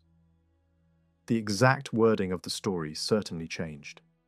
Editorial processes would have shaped the poems again and again. The division of a major creation poem into multiple sections, each written on a separate tablet, may well reflect later scribal organization rather than the original form. But behind the editing and restructuring, the stories themselves appear to belong to an ancient stream of tradition. At this stage, the overall landscape is clear. A major Mesopotamian creation poem can be outlined, and alongside it appear multiple variations, alternate sequences of events, different emphases, and even versions that skip the monster battle entirely. That variety matters because it usually points to long transmission. A myth that exists in several forms is rarely the product of a single moment. It is more often the result of many retellings in different places across many generations. Those long developments also show up beyond literature. Visual art and royal inscriptions preserve indirect echoes. Mythic combat scenes appear in imagery, and temple objects reflect a cosmic vocabulary of deep waters and monstrous forces. Even when a text does not directly narrate the creation story, it may still assume the audience already recognizes a world where the deep exists as a living concept, and where chaos can be pictured as a serpent or dragon. In other words, the ideas lived not only in words but also in ritual objects, images, and symbols placed in sacred space. Once that wider background is in view, the next question becomes hard to avoid. Why do Mesopotamian creation themes resemble the opening of Genesis in so many details? The similarities are obvious enough that some kind of connection is difficult to deny. The real challenge is explaining what kind of connection it was. Three broad possibilities are usually suggested. One idea is that Mesopotamia borrowed from the Hebrews. That does not fit the historical relationship between these societies. In the periods when Mesopotamian powers met the coastal peoples of the West, they generally did so as dominant states, expecting tribute and obedience. It is difficult to imagine them treating a smaller group's sacred traditions as something to adopt. More importantly, the Mesopotamian stories can be traced back to very early stages, earlier than any plausible direct contact with Israelite traditions. A second possibility is that both traditions come from an older, shared inheritance, since both peoples used Semitic languages. On the surface, that sounds plausible. Yet the Mesopotamian stories carry a distinctly Mesopotamian environment. Their cast of gods, their sacred geography, their temple-centered worldview, and their cosmic symbols reflect local culture so strongly that it is hard to see them as a neutral family inheritance that split into two equal branches. In flood traditions especially, the Mesopotamian colouring becomes difficult to mistake. That leaves a third path. Hebrew tradition drew, directly or indirectly, from Mesopotamian influence. This does not mean a simple copying of a story. It points instead to contact, transmission, and adaptation. It suggests that older themes travelled west and were reshaped within a different religious framework, producing a narrative that could resemble Mesopotamian ideas in structure while still expressing a very different theology. From there, a new set of questions follows. If Mesopotamian influence did shape the Hebrew version in any way, when did that influence take place? And how did the material travel? The Book of Genesis itself does not read like a single continuous work, written at one time by one hand. It contains repetitions, overlapping story patterns, and different styles placed side by side. Some sections are organised with a precise sequence and balance, while others feel older, more vivid, and more free-moving. This mixture suggests that Genesis, like other early Hebrew writings, took shape over time through the combination of separate narrative layers. In the opening chapters, one creation account reads like a structured sequence of acts, while the garden story begins again from a world that is still empty, then narrates the making of humans and living things in a different way. The coexistence of two beginnings inside one book shows that multiple strands were preserved and later woven together. When those two strands are compared to Mesopotamian creation traditions, an interesting pattern emerges.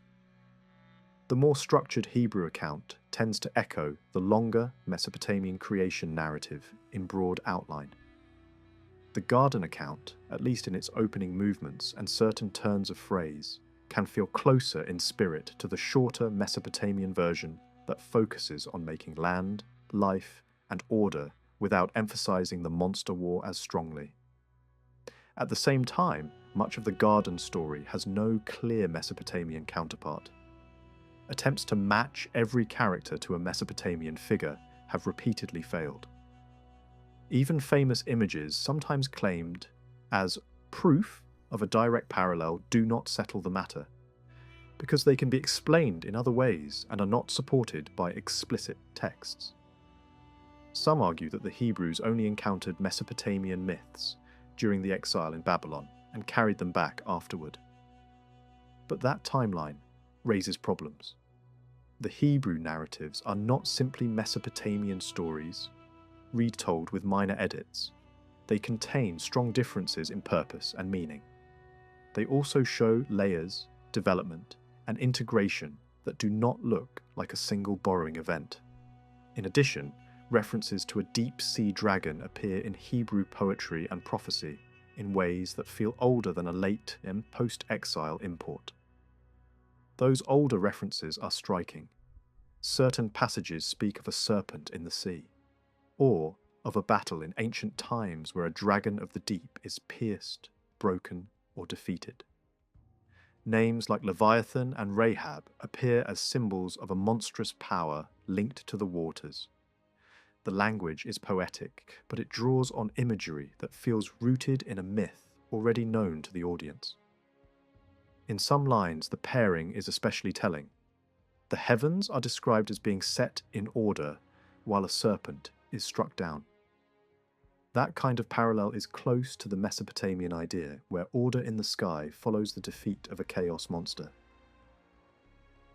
Even when the Hebrew writers use the imagery for theological poetry rather than literal myth, the images themselves suggest a shared symbolic background.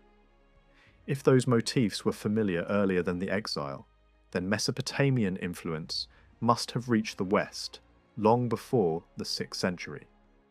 The question is, how? One discovery offers an unusually vivid clue. In the late 19th century, hundreds of clay tablets were found at a site in Egypt now known as Tel el Amarna. These tablets preserve diplomatic correspondence from the late Bronze Age, when rulers and governors across the eastern Mediterranean exchanged messages. What makes the find so remarkable is the language. Many of these letters were written in Babylonian using the cuneiform script. That was true not only for letters between great kings, which might be expected, but also for reports sent by local governors in places along the Levantine coast. The implication is clear.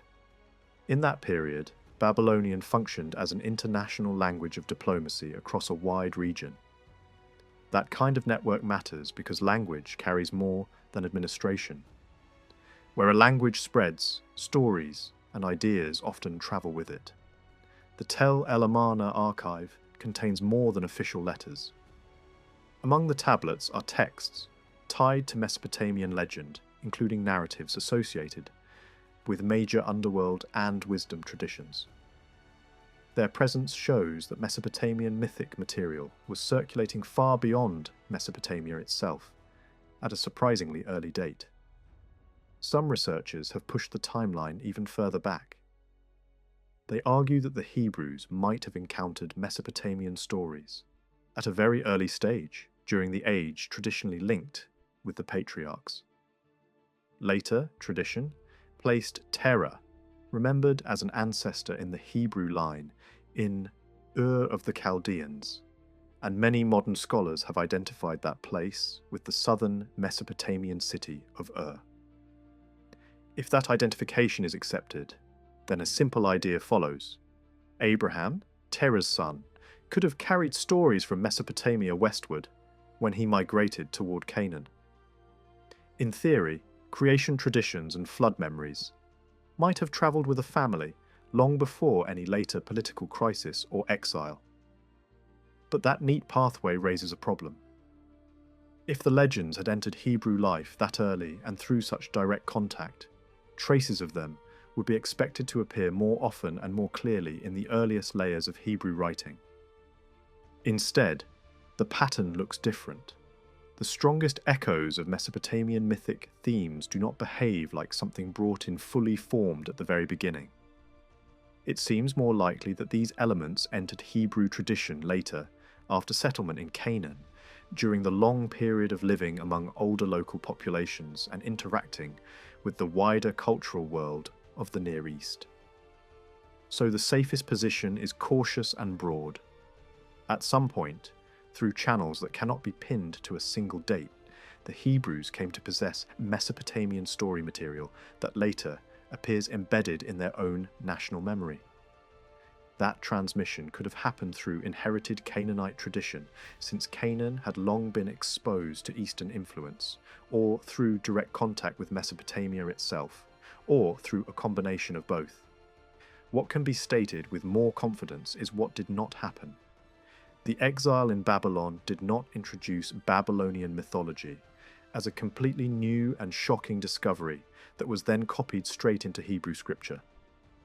Life in Babylon during the captivity may have intensified attention on these older elements, bringing them into sharper focus through language contact. Exposure to temples, or renewed interest in ancient learning. Yet the Hebrew narratives remain too different in spirit and shape to be explained as simple borrowing during that late moment. The Mesopotamian versions recovered from cuneiform texts contain mythic features, divine counsels, and dramatic supernatural detail that are not mirrored in the Hebrew telling. The Hebrew stories feel as if they stand at the end of a long process of adaptation, where older motifs are stripped down, reorganized, and set inside a strongly monotheistic framework that matches teachings already present in prophets before the exile. A late echo of Mesopotamian myth can be glimpsed in a different kind of text. A later story about Daniel destroying a dragon in Babylon. That episode looks like a distant reflection of older dragon traditions circulating in the region, but its tone and purpose are very different from the Hebrew creation narratives. The contrast is revealing. The biblical accounts of beginnings, whatever earlier material they absorbed, avoid the grotesque spectacle and heavy mythic ornament found in many Mesopotamian versions. Their restraint suggests long familiarity rather than a sudden post-exile import. That also supports the idea that figures such as Ezra and the returning community did not invent these narratives from nothing. They more likely gathered, organized, and preserved older traditions already circulating in Israel. From creation stories, the discussion naturally moves toward another theme that appears in cultures across the world: the memory of a great flood. Many societies, separated by geography, preserve stories of a catastrophic inundation that once devastated human life. These stories vary widely, and it is difficult to treat them all as distorted copies of a single biblical account. It is also difficult to defend the idea of a literal, worldwide deluge that covered the entire Earth, because geology does not show evidence for such a universal event, and basic physical conditions in the modern world would make a global flood of that kind impossible. At the same time, flood legends do not require a single worldwide catastrophe to exist. Communities living near rivers, floodplains, and low-lying wetlands repeatedly face the most terrifying kind of natural destruction: rising waters that erase homes, fields, and whole settlements. In regions where floods are part of the landscape, it would be surprising if stories about past disasters did not form and spread. Even so, the biblical flood story has clearly influenced some later flood traditions, and one point is now widely accepted in modern scholarship. The Hebrew flood narrative is not the earliest known version of the story. A closely related flood tradition existed in Mesopotamia, and the Hebrew account appears to stand in a relationship to that older stream. A brief outline of the Mesopotamian flood story survives through later quotations from Berossus, a Babylonian priest who wrote in Greek centuries after many of the myths were already old. In that summary, a line of 10 kings rules before the flood, and the disaster arrives during the reign of a king named Xisuthros. A god appears in a vision to warn him that humanity is about to be destroyed by water. The king is told to prepare, write down a record of the world's history and store it safely in the city associated with the sun god. Build a vessel and bring into it family members along with birds and animals. When the flood comes, the ship survives. As waters begin to fall, birds are released in stages. The first return because there is nowhere to rest. Later, they return with signs that land is beginning to emerge. Finally, the birds do not come back at all, and that becomes the signal that dry ground has reappeared. The survivors step out, offer sacrifice on a mountain, and the hero and a few companions are taken to live among the gods. Those left behind are instructed to recover the hidden writings and rebuild life, so that civilization begins again. For a long time, this version was treated as if it had been shaped by the biblical account, but the direction of dependence runs the other way. Berossus drew on Babylonian tradition. Beyond that summary, the flood story is preserved in much fuller form on cuneiform tablets, including copies made in the 7th century, before the Common Era, and stored in the Royal Library of Ashurbanipal. In that setting, the flood narrative appears inside a larger epic centered on the hero Gilgamesh. The epic is arranged in multiple sections, and not all of its episodes belong to the oldest core of the Gilgamesh tradition. Gilgamesh became the great heroic name around which many different tales gathered over time, and the flood story is one of the clearest examples of that process. In the epic, the flood account is presented as a complete story told to Gilgamesh by a survivor named Utnapishtim. The way it is introduced feels slightly artificial, as if the narrative has been inserted into the epic rather than growing naturally from it. That impression is reinforced by another discovery. A separate Babylonian tablet from a much earlier period preserves a different form of the flood tradition. This earlier tablet is dated to the reign of Amisaduqa, near the end of the first dynasty of Babylon, and it may be placed roughly around 2100 before the Common Era. It was found at Sippar, and it seems to reflect a local version of the flood story, circulating there long before the late Assyrian copies. The early tablet is badly damaged, yet what remains is enough to show that it contained a substantial flood narrative. The writing is arranged in multiple columns.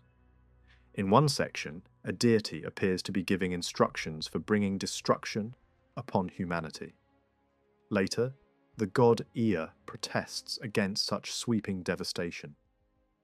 Near the end, the name Atrahasis appears, a figure long associated with flood tradition. The most valuable part of the tablet, however, is not the broken narrative itself, but the note left by the scribe at the end. That note reveals that this flood story belonged to a different composition and was not originally labelled as the flood tablet from the Gilgamesh epic.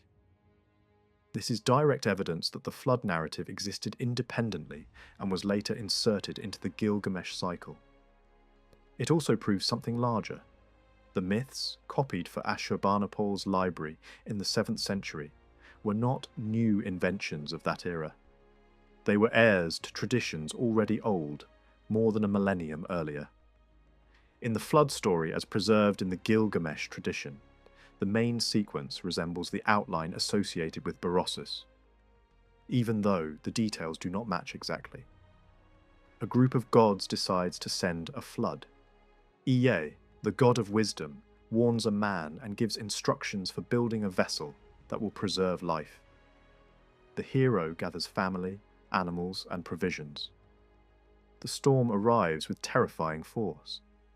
The gods themselves are shown reacting with fear and regret, and some mourn what has been done. After the waters subside, the ship comes to rest on a mountain. Birds are released in stages to test the land. A sacrifice is offered when survival is certain. One deity is furious that a human escaped, while Ea argues that total destruction was reckless, and that punishment should have been measured rather than absolute. In the end, the survivor is granted a transformed status and is placed far away, living at the edge of the world. Even the names in the tradition reveal layers.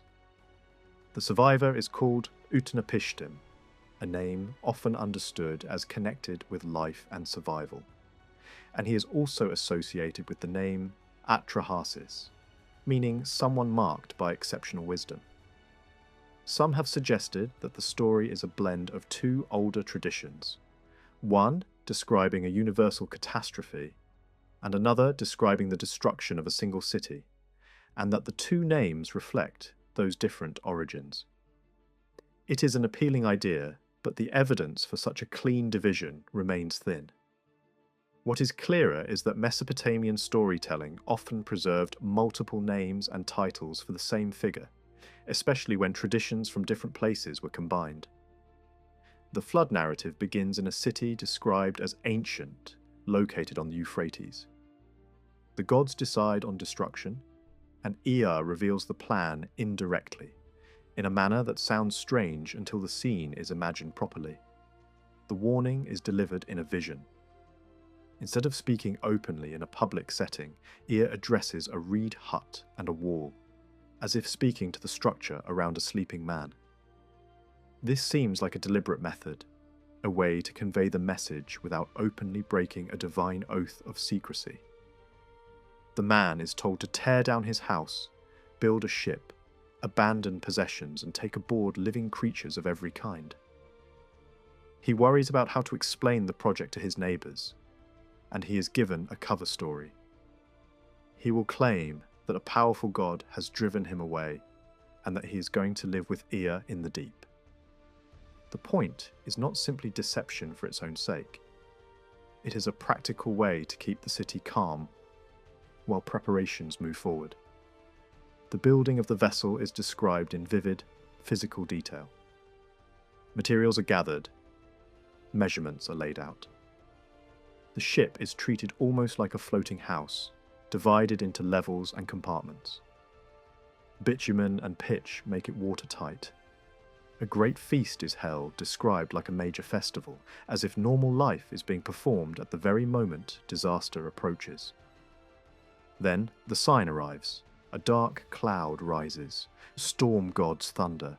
Winds break loose. Light is swallowed by darkness. The flood comes so violently that human beings can no longer recognize each other. The narrative even shows the gods retreating, frightened by the scale of the storm they set in motion. A goddess mourns that her own people have been turned back into clay, and that the sea is choked with bodies, like fish spawn. The tone is not triumphant, it is heavy with panic and regret. The storm lasts for days, then, suddenly, it stops. Silence follows. The survivor looks out and sees only water, and the world has become a swamp, where fields once lay. When land finally appears, the ship grounds on a mountain and remains stuck there. Birds are released. A dove returns because there is nowhere to settle. A swallow returns for the same reason. A raven flies out, finds the waters falling, and does not come back. That becomes the signal that the world is emerging again. A sacrifice is offered on the mountain. The gods gather to the smell, described in a blunt image like flies swarming around food. Then, conflict breaks out among the gods. A high god is furious that a human being survived. Another god points the finger at Ea, suggesting that only he could have arranged this escape. Ea responds with a sharp moral argument. If punishment was necessary, it should have been targeted. Instead of wiping out everyone with a flood, other forces could have reduced humanity without annihilating it. Predators, famine, plague. The point is not mercy alone, it is control, balance, and the idea that divine power should not be used blindly. The story ends with a settlement. The angry god relents. The survivor and his wife are blessed and granted a new status, set apart from ordinary humanity. They are placed far away at the mouth of the rivers, beyond the familiar world. Only after absorbing that Mesopotamian narrative does the comparison with Genesis become more complicated.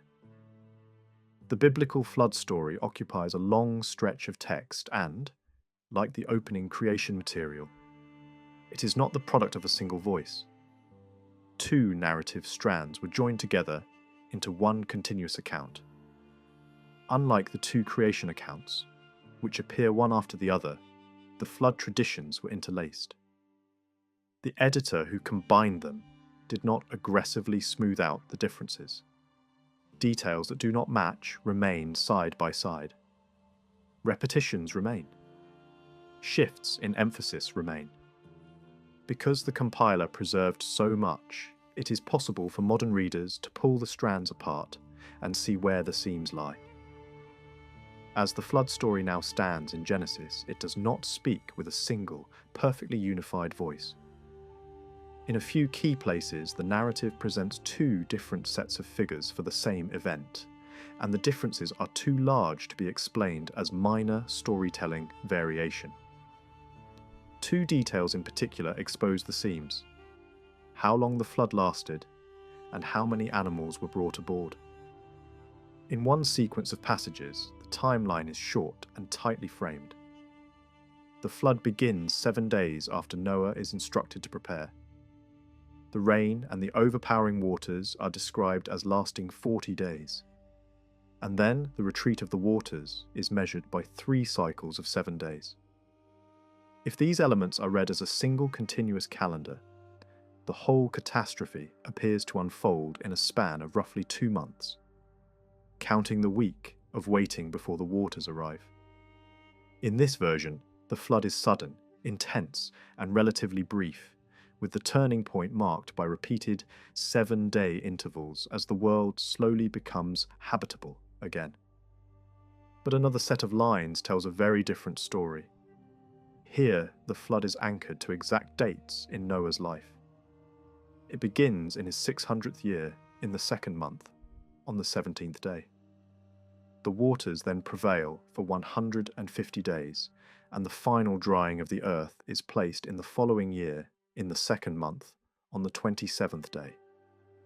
Read straight through, this version stretches the disaster over more than a full year.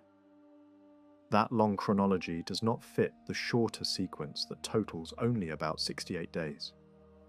The two frameworks do not naturally reconcile, and the simplest explanation is that they come from two different storytelling streams that were later woven together. A second fracture appears in the instructions about animals. One line states that Noah is to bring 2 of every kind into the ark, a clean numerical rule that treats all creatures the same. Another instruction introduces a distinction. 7 of every clean animal are to be preserved, while only 2 of the unclean are taken. These are not minor differences in wording. They reflect different assumptions about sacrifice, purity, and ritual practice, and they point again to the presence of 2 independent traditions joined into one narrative. Once those clues are noticed, additional signs fall into place. Certain moments are described twice, in different styles, almost like overlapping camera angles. One account tends to move by measured statements and structured detail. The other reads more like a vivid scene driven by dramatic action and human-scale imagery.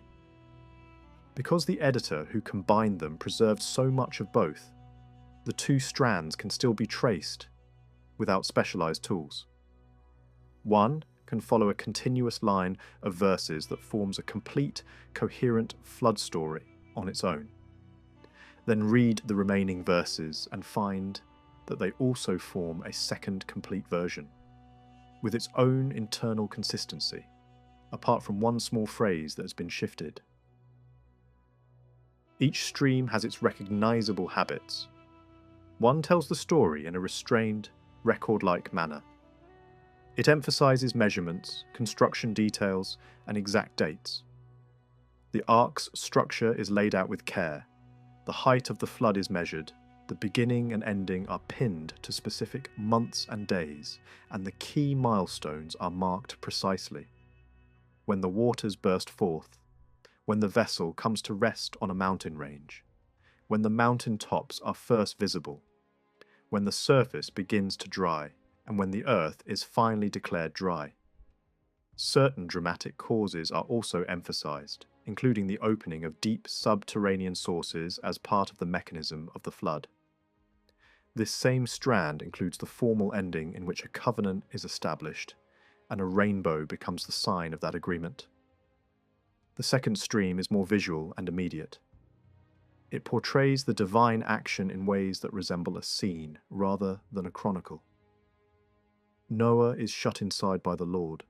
The sacrifice afterward is described in sensory terms, and a decision is expressed inwardly, as a resolve never to destroy in that same way again.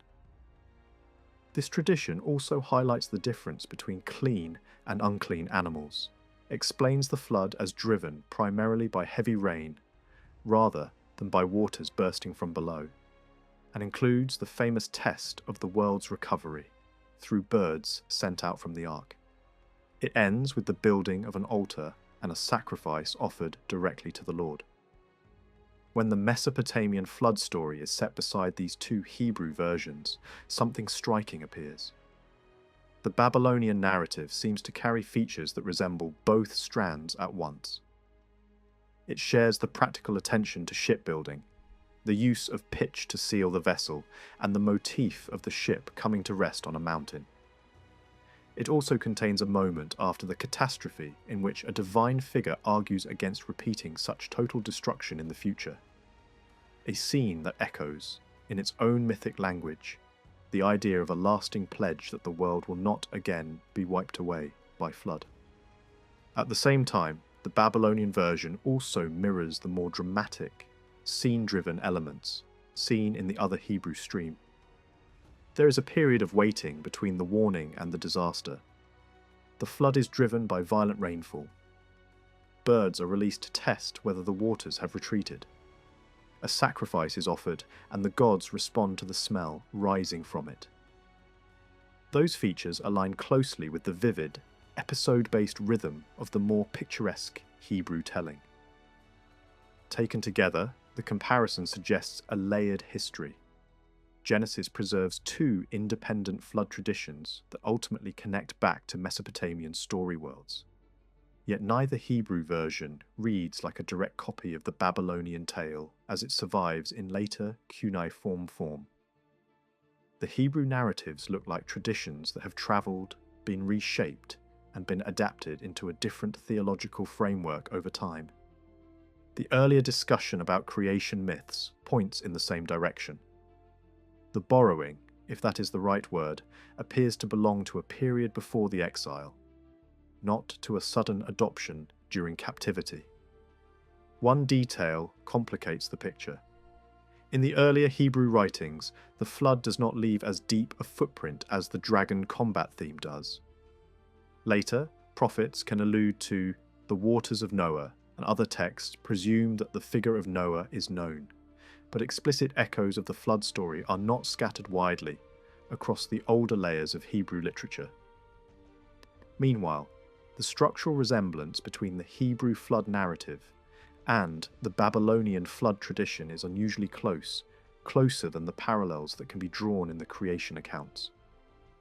That combination can be read as a clue that the flood story entered Hebrew tradition later than some other Mesopotamian mythic motifs, even if it still arrived long before the fall of Jerusalem.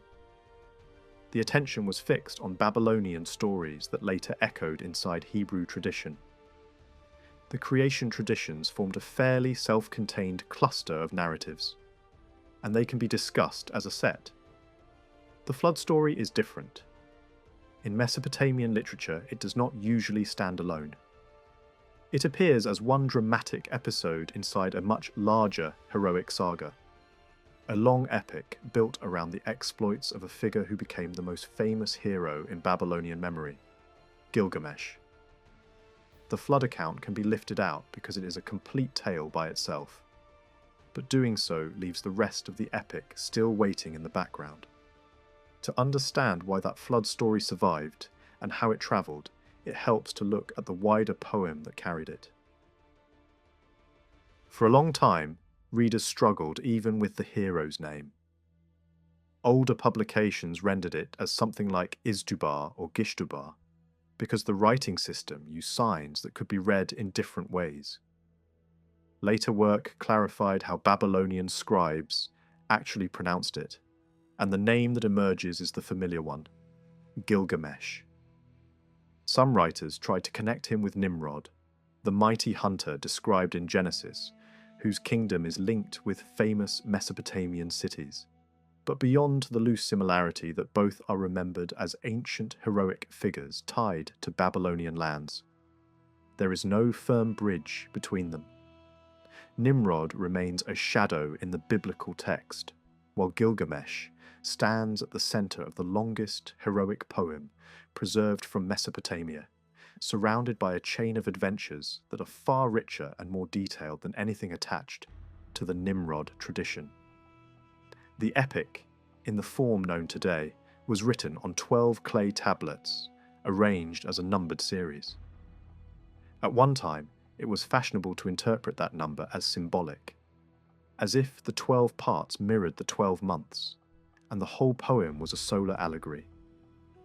Yet the surviving episodes do not cooperate with that neat scheme. The better explanation is simpler. The division into 12 was likely an editorial arrangement made after many older stories had already been gathered. The material about Gilgamesh is far older than the surviving copies, and there are clear hints of that depth. Even in the Sumerian age, long before the late royal libraries, cylinder seals were carved with scenes that appear to reflect his feats. The poem itself, however, is mainly known through later tablets, copied in the first millennium before the Common Era. Multiple copies were produced for royal collections, and although many survive only as broken fragments, enough pieces exist to reconstruct large stretches of the story and to recognize its major turning points. The epic is strongly anchored to the ancient city of Uruk, a place closely associated with the worship of Ishtar. Even when Gilgamesh moves into distant regions, the story repeatedly circles back to that city, as if Uruk is the hero's fixed point, the stage that defines him. The opening tablet is damaged, but one fragment seems to preserve the tone of an introduction, praising the value of learning the hero's history and suggesting that wisdom can be drawn from his experiences. After that, the surviving lines introduce Uruk under pressure, shaken by siege and fear. The text paints the city in chaos. Animals behave unnaturally, families are thrown into disorder, and the boundary between the divine and the human seems to blur. The gods of the city are described as reduced to small, frantic shapes, swarming the streets like insects, while spirits slip away like snakes into cracks and holes. The siege is said to last 3 years. Gates remain shut, bolts drawn, and even Ishtar, the city's great protector, is pictured as failing to lift her head against the enemy. The fragments do not explicitly name Gilgamesh at this early point, and that gap has produced different readings. One possibility is that the attacker at the gates was Gilgamesh himself, and that he took the city by force. Another is that he saved Uruk from its enemies and then rose to power as the city's champion. Either way, the next stage of the story makes one thing clear. Once he holds authority, his rule becomes unbearable. The people complain that he consumes the city's strength for his own purposes. Young men are driven into service, and young women are taken into the orbit of his court. The elders mourn a society where normal bonds are broken, where sons are not left to their fathers and wives are not left undisturbed in their households. The city's outrage rises until it becomes a prayer, and that prayer is directed toward Aruru, the divine maker who is called upon to correct what has gone wrong. The gods respond as if a balance must be restored. They turn to Aruru and demand a counterweight, someone who can meet Gilgamesh, match him, and force limits onto his unchecked power. The logic is almost mechanical.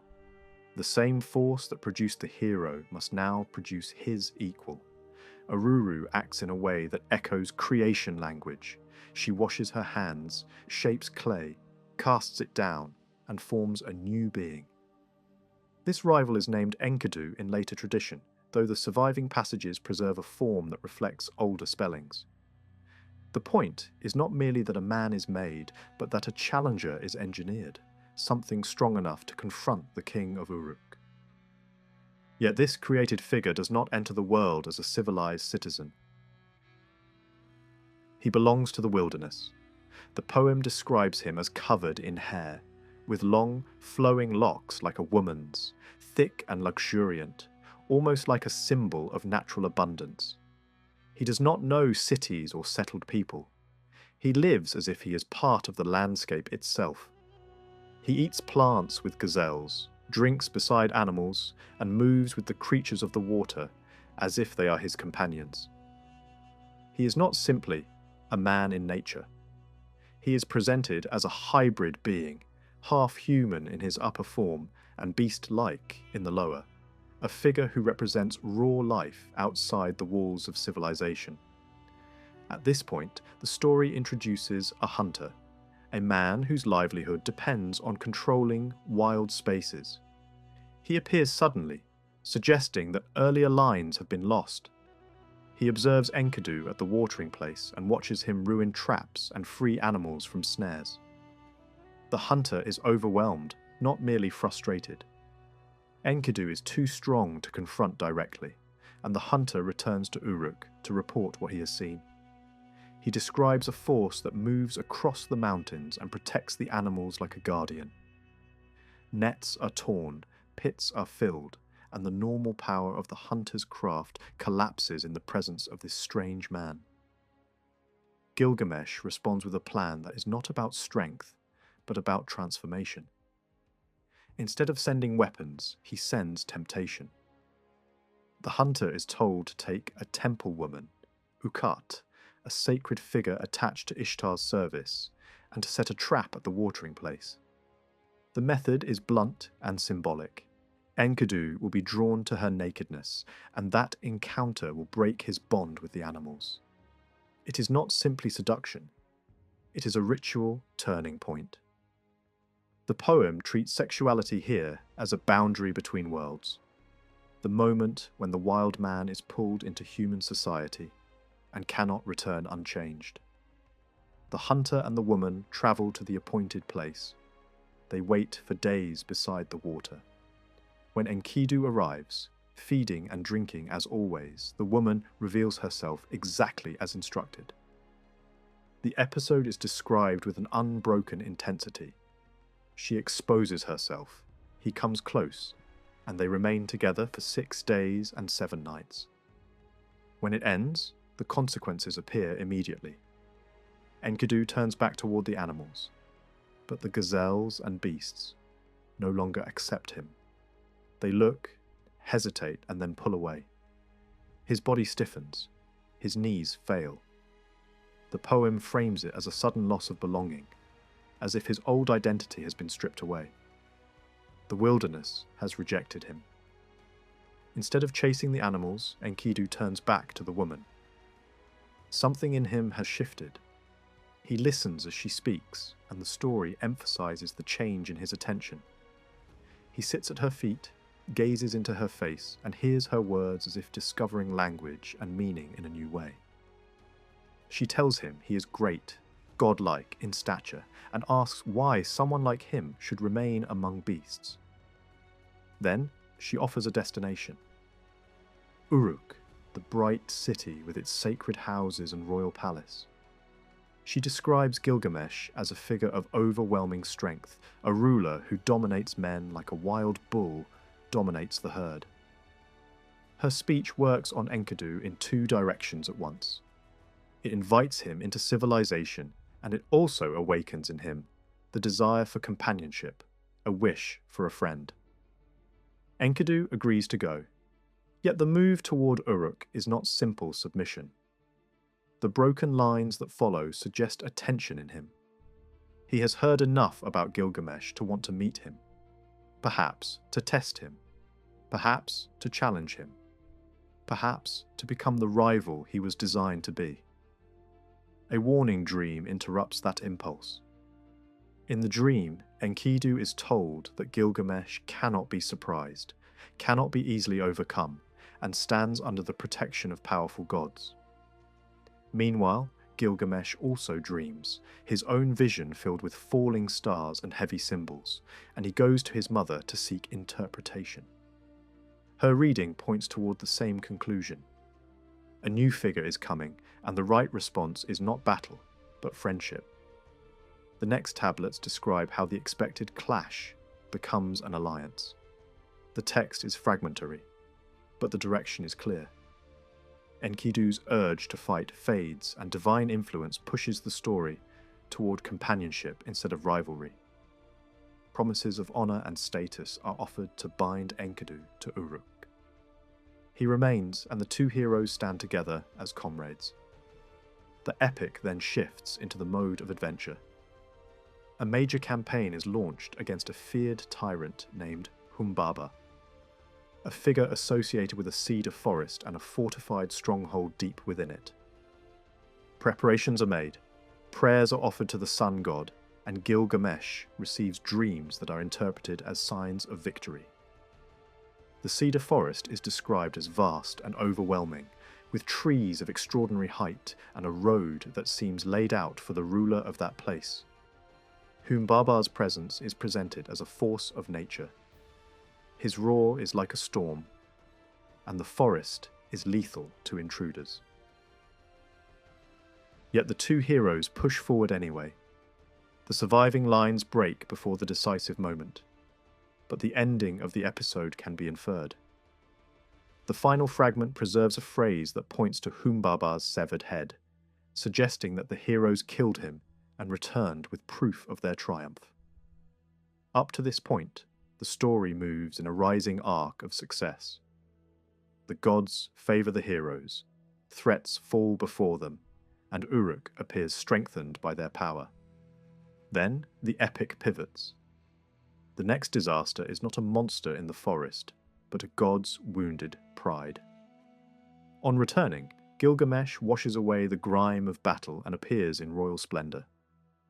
The poem lingers over the image: cleaned weapons, new garments, a crown, the full presentation of kingship.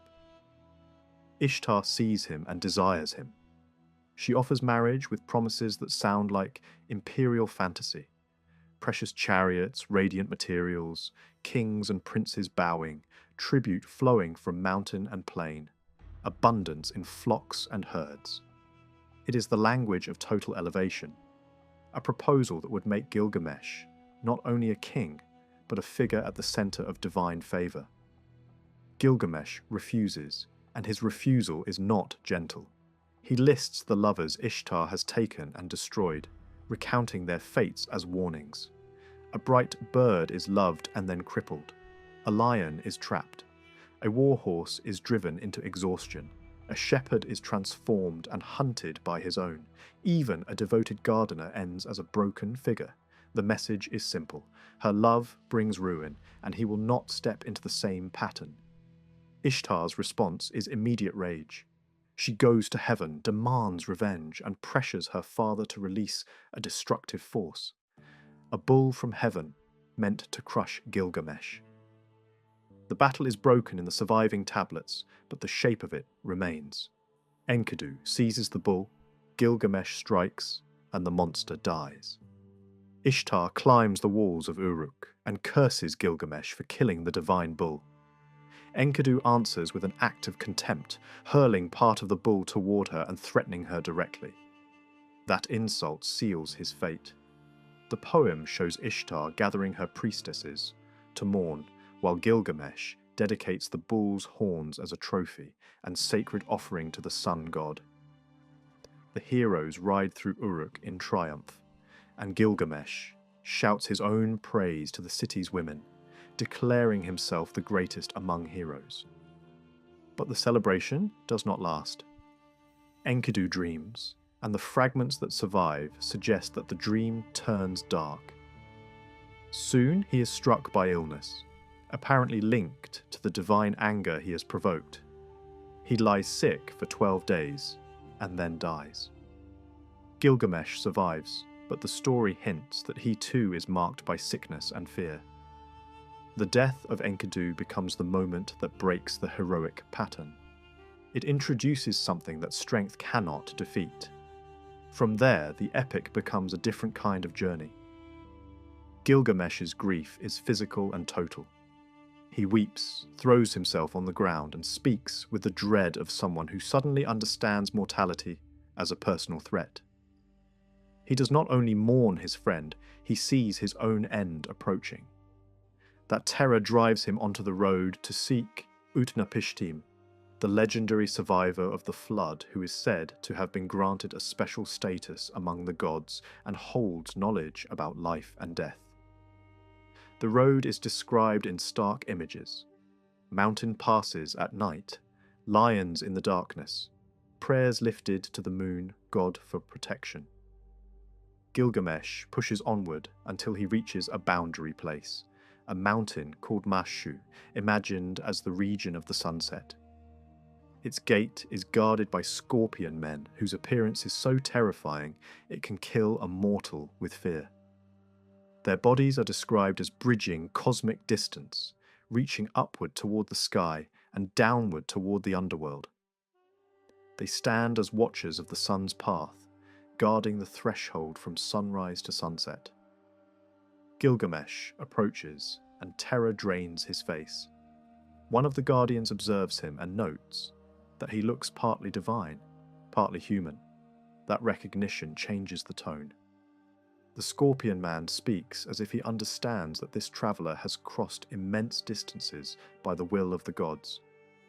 Gilgamesh explains his mission.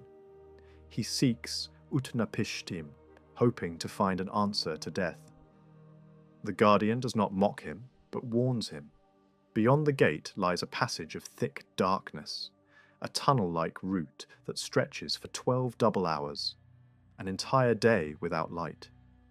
It is a journey through blackout where there is no sun, no orientation, no comfort.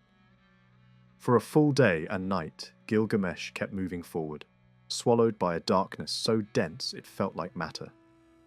No flame, no horizon, no guiding line of stars, only the pressure of the black around him as he forced his way through the mountain's interior. Then, after that long stretch of blindness, the world opened again. Light returned suddenly, sharp and clean, and with it came the first astonishing sight. A tree that did not belong to any ordinary landscape. It stood like a miracle in an otherworldly garden. Instead of fruit, it carried jewels. Its branches were heavy with things that caught and scattered the sunlight, flashing like metal and crystal. The crown of the tree gleamed with deep blue stone, and the whole canopy shimmered as though it had been dressed in treasure. Nearby, other trees rose from the same ground, each one bearing precious stones as if the garden itself had been planted for gods, rather than for men. Yet Gilgamesh did not linger. The story makes a point of it. He does not stop to admire the strange orchard, and he does not reach for its dazzling fruit. His mind is already fixed on the next barrier. The sea lies close ahead, and beyond that sea is the one person he believes might hold an answer. Utnapishtim, the ancient survivor who lives apart from the rest of humanity. Time matters, and Gilgamesh is driven by the fear that every delay is another step closer to the fate that took Enkidu. When he reaches the coast, the journey changes shape again. The shoreline is not empty wilderness. It belongs to a powerful woman named Siduri, described as a princess who lives by the sea in her own residence. She sees Gilgamesh coming from a distance and immediately withdraws. The doors are shut. The message is clear. The stranger approaching the shore looks dangerous, and the safest response is to seal the palace. But Gilgamesh cannot accept that. He goes straight to the closed gate and demands an explanation. He warns her that if she refuses to open, the door will not hold. The text breaks around her first reply, but the next lines make the situation clear. Gilgamesh explains why he has come. He speaks as a man hunted by grief and by the image of his friend's death. He says he has crossed mountains and passed through terror because he cannot endure the thought of dying as Enkidu died. Then, he asks her directly for what he needs. The route to Utnapishtim. He ends with a simple ultimatum, the kind spoken by someone who has exhausted every other option. If a crossing is possible, he will take it. If it is impossible, despair will finish the journey where the sea begins. Siduri's answer does not flatter him with hope. She tells him that no ordinary person crosses this water.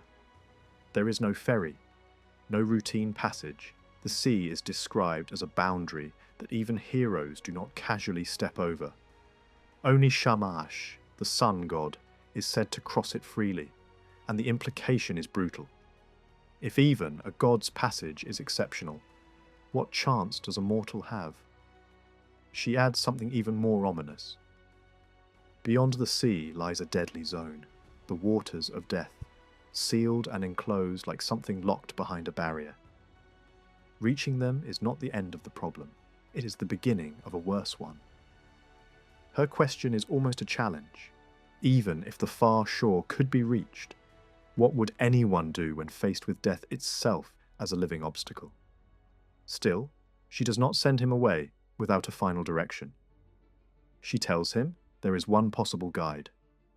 Urshanabi, the boatman in the service of Utnapishtim. If anyone can take a man across, it would be him. Gilgamesh is sent to find that boatman and ask for passage. If the boatman refuses, the journey ends. The sea does not yield to force alone. Gilgamesh finds the sailor and repeats his story again, the same pain pressed into words. The death of Enkidu is the fuel behind every step. The request is the same one he has already made at the palace gate. Show the way to Utnapishtim. If the sea can be crossed, he will cross it. If it cannot, he will collapse into hopelessness. This time the answer is different. The boatman agrees to attempt the crossing, but it will require special preparation. The voyage is not like an ordinary journey over water. It demands tools made for danger. Gilgamesh is ordered to go into the forest and cut what is needed. He takes an axe, enters the wood, and shapes a long steering pole, coating it in pitch. The text lingers on these practical details: wood, length, ceiling, as if emphasizing that survival on this route depends on exact work, not on bravery alone. When the pole is ready, the two men go down to the boat, push it into the waves, and begin the crossing. The epic describes their progress with a striking compression of time. A distance that would normally take more than a month is covered in only a few days. It reads like a passage outside ordinary geography, where the sea does not obey familiar measures. Soon they reach the most feared part of the route, the waters of death. From this point, the boatman needs every bit of Gilgamesh's strength and attention. Steering becomes a matter of life or extinction. One wrong move could mean contact with the forbidden water, and contact means the end. They make it through. After the deadly stretch is behind them, Gilgamesh loosens his clothing and rests, as if the body finally realizes it has survived. The boat approaches a distant shore, an isolated land at the edge of the human world, where Utnapishtim and his wife live alone. The old survivor sees the boat from afar and reacts with astonishment. The shock is not simply that a stranger has arrived, it is that a living man has crossed what was meant to be uncrossable. Gilgamesh does not step out like a conqueror. He speaks from the vessel, still separated from the shore, still marked by suffering. He explains everything: Enkidu's companionship, their victories, the sudden loss, the sickness, the terror that followed. He tells of the mountains he crossed, the darkness he endured, the sea he passed.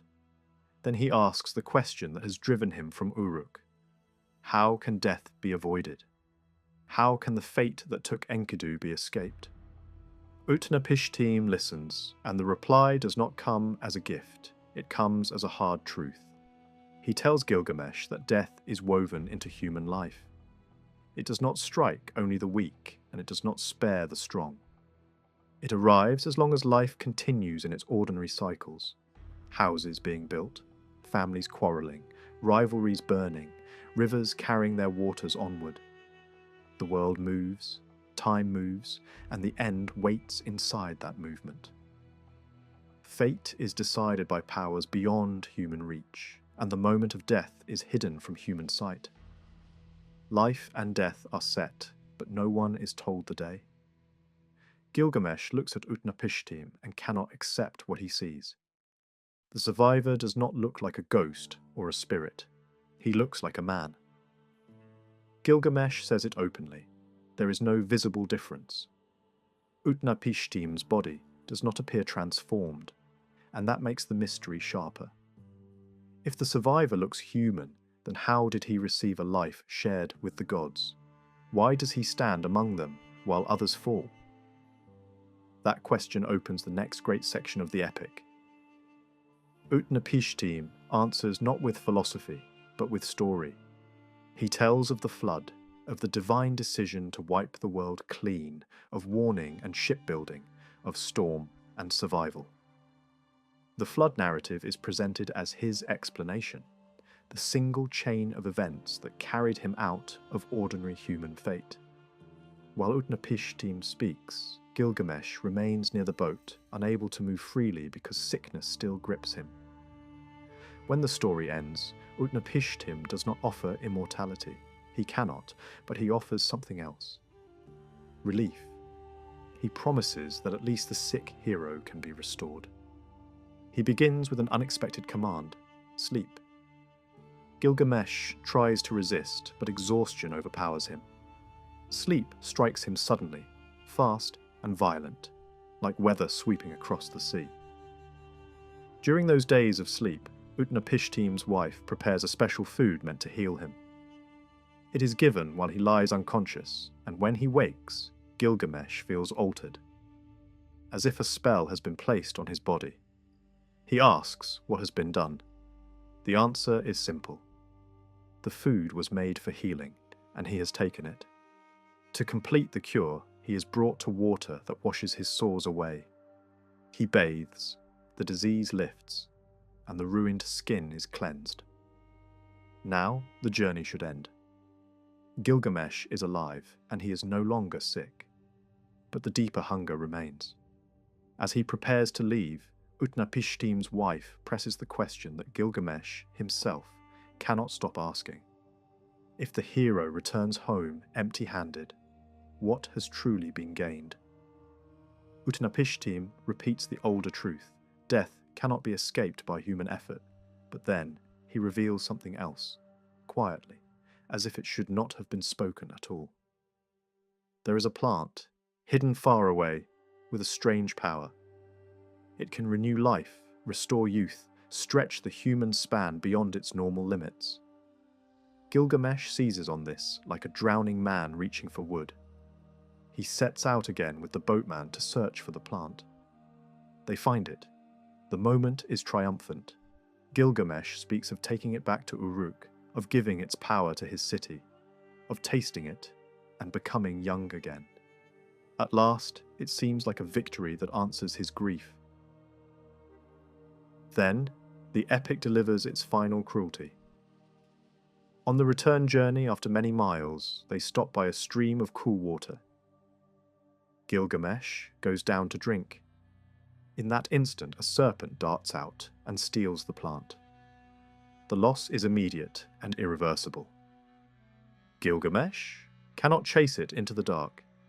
He cannot bargain for it. He can only watch the hope vanish. The story gives him no compensation, only the bitter understanding that some treasures are shown to humans, only to be taken away. He returns to Uruk without the plant. The long journey ends where it began, but the man who comes back is not the same man who left. The next tablet turns back to Enkidu again, because grief does not release its hold. Gilgamesh remembers ordinary actions that Enkidu will never do again. Holding weapons, raising a war cry, wearing shoes, living inside the small habits of daily life. In that morning, he speaks directly to his lost friend, listing the details that make death unbearable. No more love, no more anger, no more family gestures, no more ordinary touch. The underworld has taken him, and it has taken him completely. Gilgamesh pleads with the gods to let him see Enkidu once more. He goes from shrine to shrine, pouring out his suffering like an offering. One god cannot help.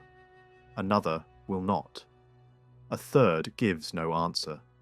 Finally he turns to Nergal, ruler of the dead, the one power whose domain includes the place where Enkidu is held.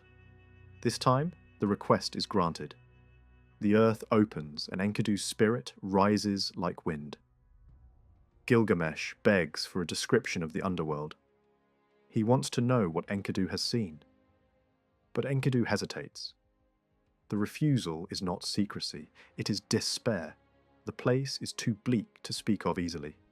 He tells Gilgamesh to sit and weep, then describes a realm of dust, decay, and devouring hunger, where misery is the common climate and light does not belong. The closing lines preserve a grim contrast. Not all dead are equal. A warrior who is properly buried rests better than one abandoned. A man who receives care in death is pictured lying on a couch, drinking clean water supported in memory by family. But a corpse thrown out on the open field does not find peace. A spirit with no one to care for it wanders without rest. Its food is the waste of life, scraps left from feasts, dregs from vessels, refuse cast into the street. The epic ends on that harsh image, a final reminder that death is not only an end, but also a mirror held up to the living, showing what care, memory, and burial meant in the imagination of ancient Mesopotamia. And even beyond Gilgamesh, the stories did not stay fixed. Over centuries, episodes from his journey drifted into other legends. Later traditions attached similar adventures to new heroes, reshaping the same motifs: darkness, mountains, deadly seas, the search for life, inside different names and different worlds. That kind of borrowing is one of the clearest signs that the Gilgamesh epic was never a single invention. It was a gathering place, a powerful centre around which older tales clustered, were reworked, and continued to travel long after the clay tablets were buried. The same pattern appears in another famous underworld story, Ishtar's Descent. In that tale, the goddess turns her attention toward the land from which none return, a region defined as darkness and silence. She approaches its gate and commands the guardian to open it. She threatens that if the door remains shut, she will smash the barrier, tear the bolts away, and drive the dead upward to consume the living. The gatekeeper does not resist her directly. He asks her to wait while her name is announced to the queen of the underworld. The queen reacts with fury and grief, then orders the gate opened.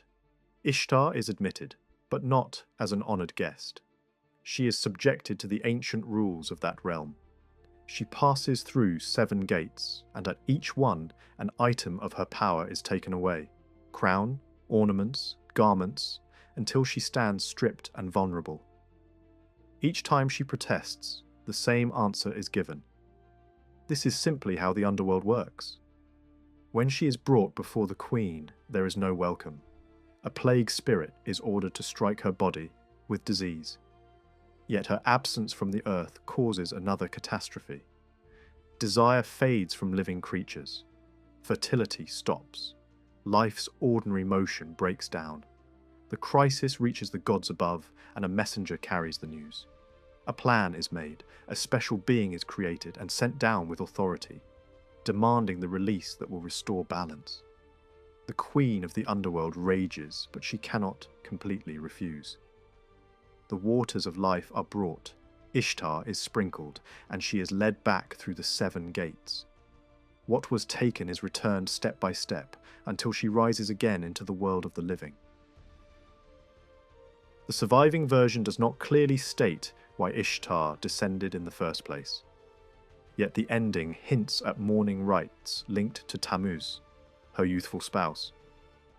The closing words read like an address to listeners, urging offerings of water and oil, suggesting ritual lamentation on a particular day. That has led to an old interpretation. The descent may once have been part of a larger story about retrieving a lost beloved from death, preserved only in fragments, performed or recited in seasons of mourning, when the community gathered to remember a god who dies and is mourned. One of the best examples centres on a very old hero named Etana. In the tablets that once circulated, Etana is rarely separated from a striking companion, an eagle who acts like a partner rather than a mere animal. In surviving fragments, that eagle appears at Etana's side again and again, almost as if the friendship is the point. One episode describes a crisis inside Etana's household. His wife is near childbirth, but something goes wrong and the delivery cannot be completed. The eagle becomes the answer. With the eagle's help, Etana goes in search of a sacred remedy, described as a plant connected with birth, something believed to ensure a safe delivery and the continuation of the family line. Another episode raises the stakes even higher. The eagle does not merely assist Etana on earth. It carries him upward. Etana clings to the eagle's wings as the pair rise into the air, climbing until the world below begins to change shape. The journey is described in stages, as though the ascent can be measured in time and distance. At points, the eagle looks down and shows Etana what the earth has become from that height, shrinking, simplifying, turning into a small patterned surface far below their path. As they near the divine gates, the story presents a vision of heavenly architecture and order. There are gates associated with major divine powers, and beyond them appears something like a throne of overwhelming splendor. At the sight of it, Etana panics.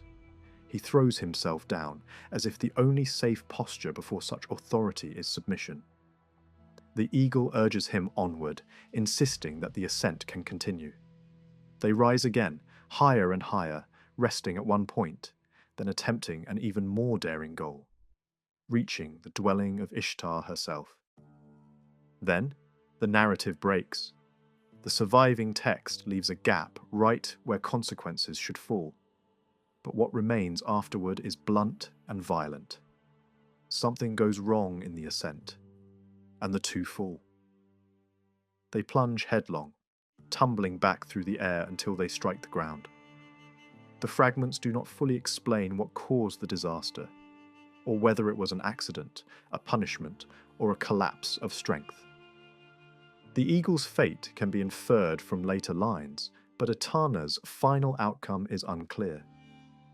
One likely interpretation is that this attempt to force entry into the divine realm provoked divine anger, and that the fall was not simply a mishap, but the cost of reaching too far. A different kind of heavenly journey appears in the legend of Adapa. Here, the movement upward does not begin as a proud attempt to invade the god's domain. Instead, it begins with a summons. Adapa is tied closely to Ea, the god of wisdom, and the story presents him as someone deeply connected to divine knowledge. The surviving version comes from a tradition already old in the second millennium before the Common Era, and it tells the story with a calm, almost procedural structure. An incident happens, a conflict follows, and a trial in heaven becomes unavoidable. Adapa is out at sea in a boat, doing ordinary work, catching fish for his household. Suddenly, a violent south wind strikes. The gusts overturn the boat and throw him into the water. The text treats the south wind like a creature, not like a neutral weather pattern. It is imagined as winged and female, a being capable of attack, and in Mesopotamian experience that fits a feared reality. Winds could drive storms and floods across low-lying riverlands. Adapa reacts not with caution but with fury. He seizes the south wind and breaks its wings. In mythic terms, he does what only a figure with extraordinary power could do. He cripples a force of nature. The result is immediate. The south wind stops blowing over the earth. After 7 days, the silence of that wind is noticed in the highest place. Anu, ruler of heaven, asks why the wind has ceased, and his messenger reports the cause. Adapa broke its wings. That is enough to trigger a summons. Adapa is ordered to appear in heaven to answer for what he has done. Before Adapa leaves, Ea prepares him like a strategist, preparing someone for court. The instructions are careful and specific. Adapa is told to dress as a mourner, to approach the gatekeepers of heaven with visible humility, and to win their sympathy. 2 gods stand at the threshold, and if they can be moved, they can shape the entire hearing. Ea also issues a warning that becomes the turning point of the story. Food and water will be offered in heaven, described as meat of death and water of death, and Adapa must not touch them. Clothing and oil will also be offered, and those should be accepted. Adapa reaches the heavenly gate and follows the plan. The gatekeepers respond well to his posture and his grief-stained appearance. They intercede for him, and when he stands before Anu, he is not treated as a criminal arriving alone.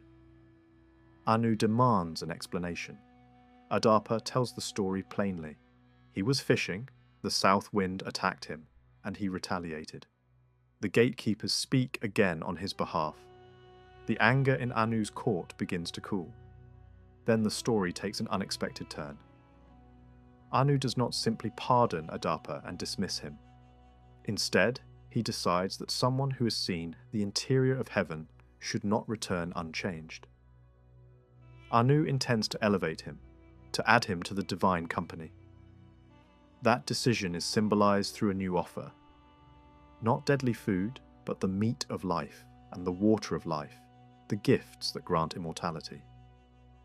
Adapa refuses them. He refuses because he is loyal to Ea's earlier warning. He believes the gods have placed a trap in front of him. He accepts the clothing and the oil exactly as he was told, but he will not eat or drink. Anu watches in disbelief. He asks the obvious question: why reject the very thing that would allow him to live?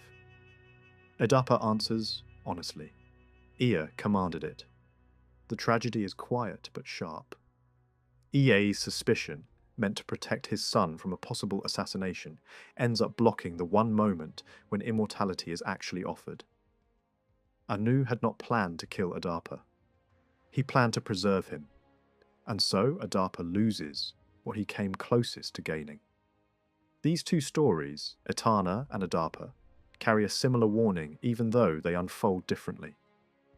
A human being pushes against the boundary of divine space, and the result is disaster or loss. In one story, the push is deliberate and daring, a climb toward the gods on borrowed wings. In the other story, the push comes from an act of defiance against nature and a court appearance that ends in a fatal misunderstanding. Either way, the message is clear. The space of the gods is not a place mortals can enter safely, even when they are invited. Ambition, however, is not limited to humans in these traditions. The myths also imagine power struggles inside the divine world itself. One famous story describes a lesser god named Zu who decides to seize authority over the entire pantheon. The object he targets is not a weapon but a symbol of control, the tablets of destiny. Whoever holds them can command, set decrees, and direct the decisions of the gods. The legend describes Zu watching the signs of rulership, the crown, the robe, the tablets themselves, and feeling desire harden into intention. He tells himself that if he can take the tablets, he can take the right to govern. He can establish his own throne and dictate commands to heavenly spirits. The theft is timed with cold precision. When the high god is occupied with ritual, when the crown has been set aside and the moment is open, Zu snatches the tablets and flees to his mountain refuge. The reaction among the gods is panic and rage. The theft is treated like a cosmic emergency. Anu calls for a champion to recover the tablets. Several gods are asked to take the mission, and several refuse, unwilling to confront Zu or uncertain they can succeed. The end of the story is missing in the surviving material, so the identity of the final victor is uncertain. Later hints suggest that a major solar deity may have taken up the task and defeated Zu through a kind of net or trap, but the concluding battle itself is lost in the gaps of the tablets. What matters for understanding the wider worldview is that these tales were not told merely as entertainment.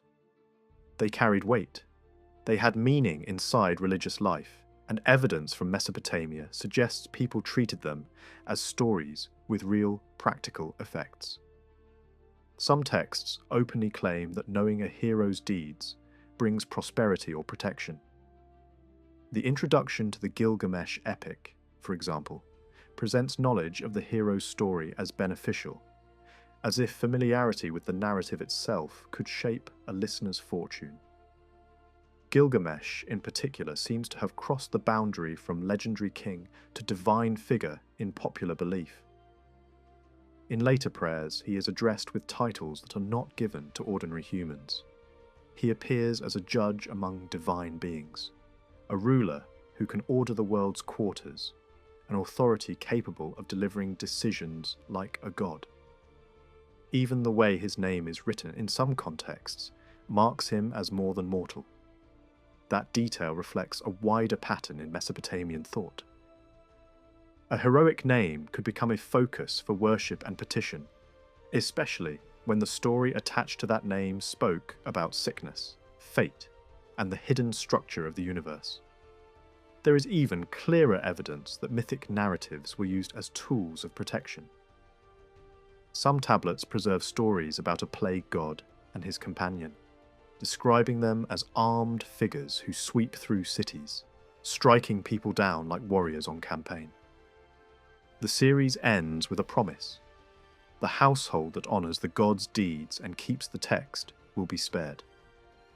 The language is direct, almost contractual.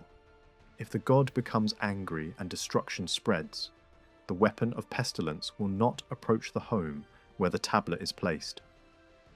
The physical form of certain surviving tablets supports that function. Some were made with a projection at the top and a hole bored through it, designed so a cord could pass through and the tablet could be hung up. That detail matters because it turns myth into a visible object of defense. The story is not only recited, it is displayed at a doorway like a shield. In practice, the myth becomes an amulet. With that in mind, the question of origins becomes more complex. How did these legends arise in the first place? And why did they take the shapes they did? Any attempt to map every change across centuries risks speculation, because the surviving evidence is incomplete and often late. Still, a broad conclusion emerges from the content itself. Many stories look like ways of explaining what people experienced in the natural world. Disease feels like an invading army, so a plague god becomes a warrior. The dying of vegetation and the weakening of life in autumn can be imagined as a goddess leaving the earth, and spring's renewal can be imagined as her return. Storm and cloud can be imagined as a sudden theft of authority, with the sun overwhelmed for a time as though a rival has seized control. Yet nature is not the only source. Many myths also appear to preserve echoes of history, especially the distant memory of conflict, kingship, and expansion. A campaign against a foreign tyrant can become a heroic expedition. Battles and rivalries can be reshaped into sacred drama. Over time, real events lose their details and keep only their emotional outline. Danger, conquest, disaster, triumph. That outline becomes the core around which myth grows. This process, history turning into legend, is visible in the way Mesopotamia remembered actual kings. There were rulers whose existence is confirmed through inscriptions and administrative records. Yet later, narratives surround them with miraculous beginnings and divine favour. One famous example is Sargon of Akkad. He was a real king, and his name appears in solid historical material. But a legend tells a different kind of origin story. A child set afloat in a basket of reeds on the river, rescued by a gardener, raised in obscurity, then lifted into power through the favour of a goddess. The surviving portion focuses mostly on youth and reversal of fortune, showing how a historical figure could be reimagined as a chosen one whose life followed a pattern of destiny rather than ordinary politics. Other royal names received similar treatment. Legends gathered around later rulers too, even when the fragments are broken and incomplete. The pattern is consistent. Over generations, a king becomes a larger-than-life figure, and the boundary between human achievement and divine involvement grows thinner. The result is a landscape of stories where nature, religion, and remembered history are constantly blending, where a storm can look like a theft, disease can look like war, and a human ruler can slowly drift into the category of demigod and sacred hero. Across the myths and hymns already discussed, the major Babylonian gods come into view as distinct personalities, with distinct territories. Anu stands at the top of the sky world, associated with the ordering of heaven. Bel appears as a force on earth who can unleash destruction in anger and whose authority is tied to decrees and divine decisions. Ea belongs to the deep, close to hidden knowledge and quiet control, a god who acts through insight rather than open violence. Shamash, the sun, is presented as something different again, a judge who sees what happens under daylight, listens to complaints, and is expected to defend those who have been wronged. Ishtar carries the sharpest contrasts. In some stories, she is dangerous, impulsive, and vindictive, harming lovers once she has tired of them and striking at anyone who resists her. In other moments, she is portrayed in a more devoted role, willing to cross the boundary into the realm of the dead in pursuit of the one she loves. Marduk, the city god of Babylon, repeatedly appears as the figure who steps forward when the divine world is under pressure, acting as a champion and organizer when other gods are threatened. Yet these famous names are only the top layer of a much larger supernatural landscape. The heroic epics and grand myths focus on the strongest gods and the greatest legendary figures, so they rarely pause to describe what ordinary people feared most in daily life. For many Babylonians, the world was not only governed from above by great deities, it was crowded on every side by unseen forces that could stalk a person's routine. Spirits, shadowy presences, wandering spectres, and hostile beings imagined to move through streets and houses without warning. These were not abstract ideas, they were treated as practical dangers. A person could be struck by misfortune, sickness, or sudden loss, and the cause might be blamed on an invisible attacker whose face would never be seen. Some of these beings were thought to be actively aggressive, fighting an endless war against human well-being. Others were not constantly hunting, but were still feared because they were unpredictable. A careless word, a lapse in ritual purity, a minor act done without respect, could be enough to provoke them. Even when no deliberate wrongdoing had occurred, the victim might still suffer and might not even know what triggered the attack.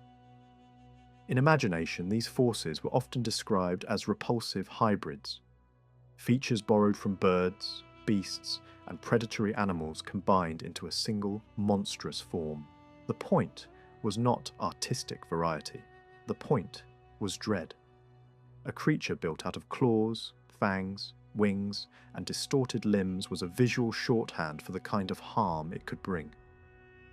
Anyone wanting to grasp how extensive this world of hostile spirits was would have to look beyond the heroic epics into the long traditions of spells, protective formulas, and ritual speech that filled Babylonian religious practice. Those texts show just how many names, categories, and threats a person was expected to recognize. But even without diving into that entire world of magic and ritual, one conclusion is unavoidable. The Babylonian individual was imagined as living inside a crowded, dangerous, spiritual environment, and religion was as much about protection and survival as it was about grand myth. That reality raises a question that matters more than the mythology itself. How did an ordinary person relate to the higher gods? And what did those beliefs imply about daily behavior toward other people? The Babylonian religious picture does not seem to begin with a single, universal, all-powerful deity standing above everything else. Unlike some other ancient cultures that developed language about a supreme creator beyond the rest of the divine company, Babylonia usually speaks in the plural: multiple gods, multiple domains, shared authority and shifting power.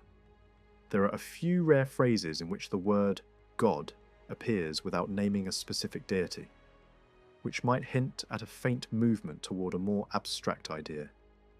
But the overall structure remains polytheistic, built around many divine figures rather than one ultimate ruler.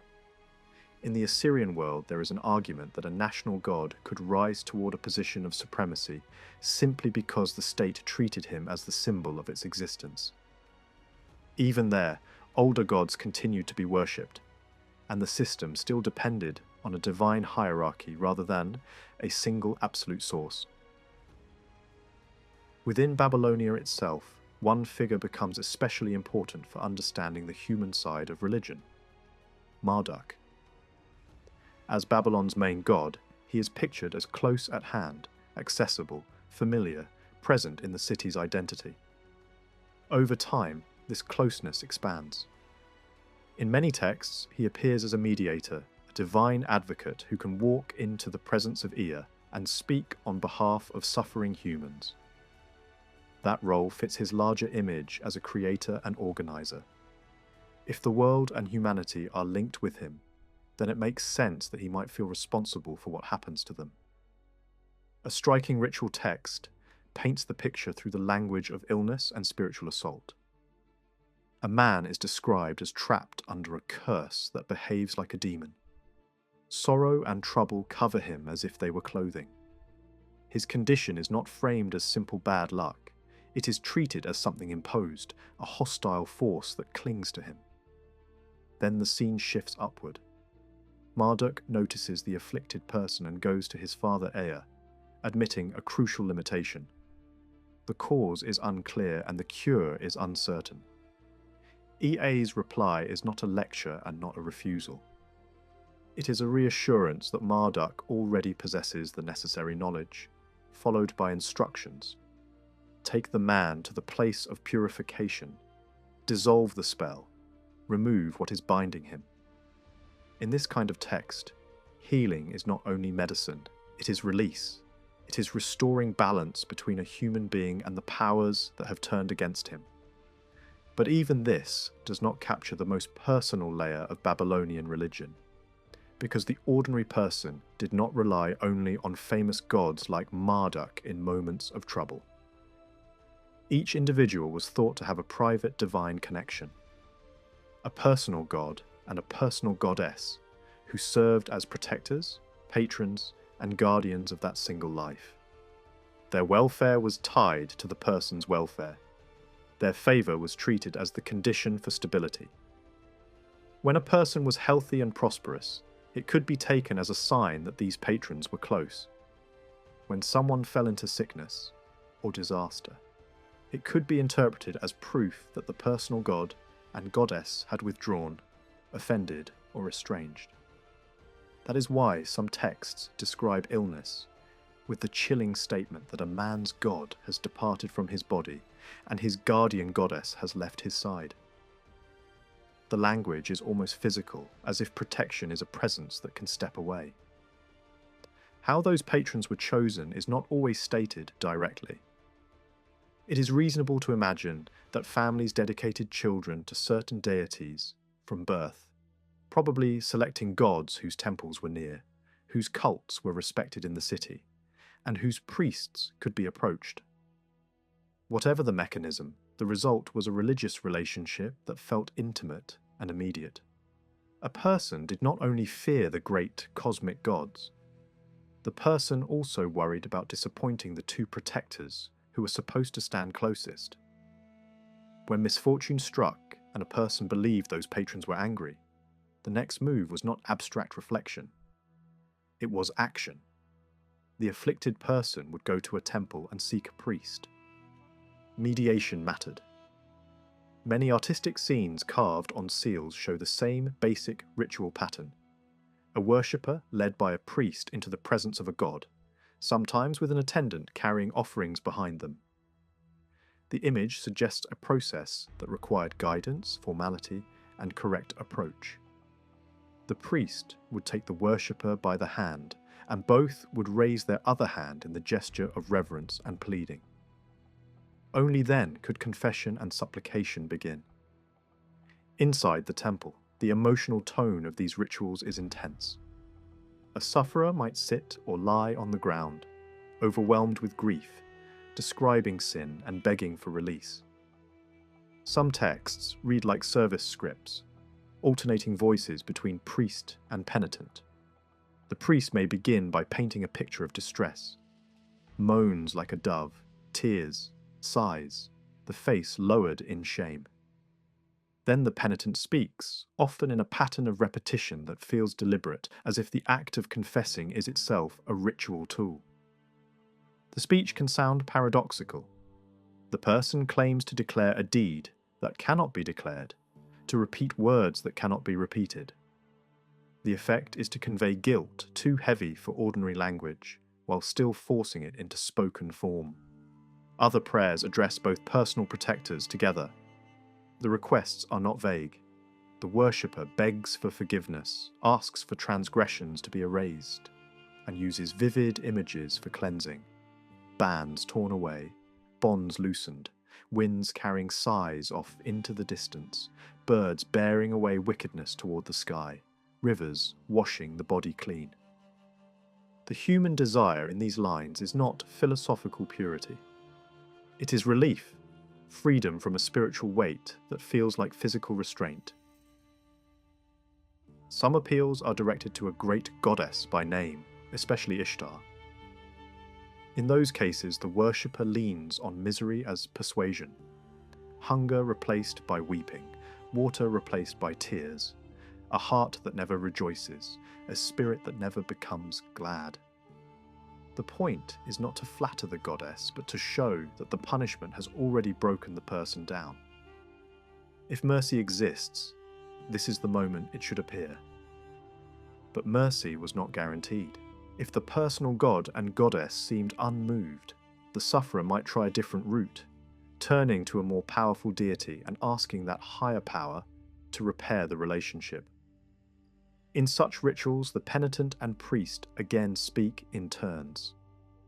The penitent emphasizes a belief that the goddess accepts the prayer of sinners, that a compassionate glance can mean life. The priest then states the problem plainly. The man's personal god and goddess are angry, and the higher deity is asked to turn toward him and take his hand. The penitent repeats the logic of dependence. No other deity guides rightly, so justice and pity must come from this one.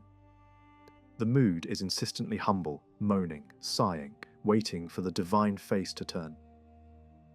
There is another possibility too. Sometimes a person could believe that the personal protectors were still sympathetic, but that a different god had been offended. In that case, the person would approach the offended deity directly, trusting that the personal god and goddess would add their intercession. One ritual text describes an appeal to the solar judge and his divine partner.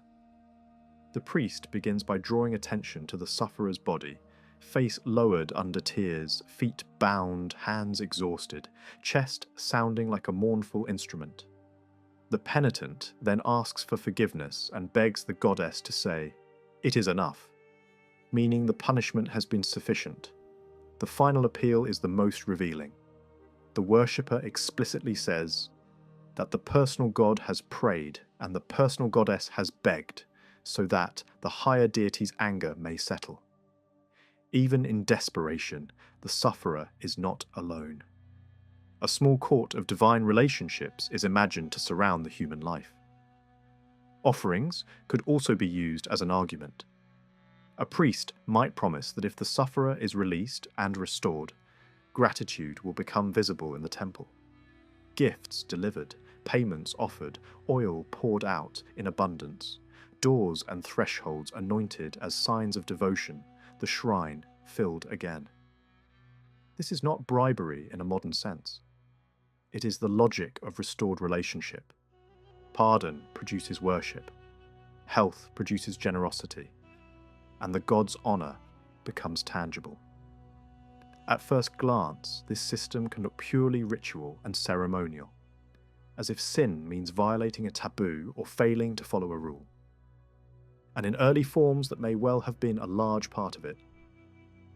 A person might fear punishment for impurity, for bad omens, for words spoken at the wrong time, for offences that feel technical rather than moral. Yet over time, the moral dimension becomes increasingly clear. Wrongdoing against other people begins to carry the same spiritual danger as wrongdoing against a god. Injustice is not only a social problem, it is a religious risk. Oppression is expected to trigger divine response. This shift shows up especially in texts that warn rulers.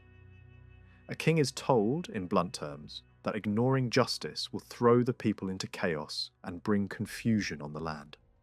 Disrespect for law will invite the god of destiny to alter the king's fate. Neglecting nobles shortens the king's days. Ignoring wise counsel pushes a country toward revolt. The logic is consistent. Leadership is measured by justice, and injustice is treated as self-destruction. The warnings become even more specific when particular cities and divine judges are invoked. If a man from a sacred city is treated with injustice, the judge of heaven and earth will answer by allowing harsh judgment to rise within the king's own land and by replacing injustice with a just ruler and judge. If gifts are taken to corrupt a verdict, the great Lord of the world will send a foreign enemy, shatter the army, and reduce leaders to hunted fugitives in their own streets. If bribes are accepted and favoritism is shown, the chief god of the royal city will deliver the king's wealth to an enemy. The punishment is not distant. It is political, military, and economic. Justice is framed as the condition for stability, and divine power is imagined as the force that enforces that condition. Another set of texts lists offences in the form of searching questions, building a portrait of sin that stretches far beyond ritual impurity. The questions probe social harm, turning father against son, mother against daughter, breaking bonds inside the household, dividing friends, driving wedges between companions. They ask about cruelty toward captives, refusing release, tightening bonds, keeping prisoners from light.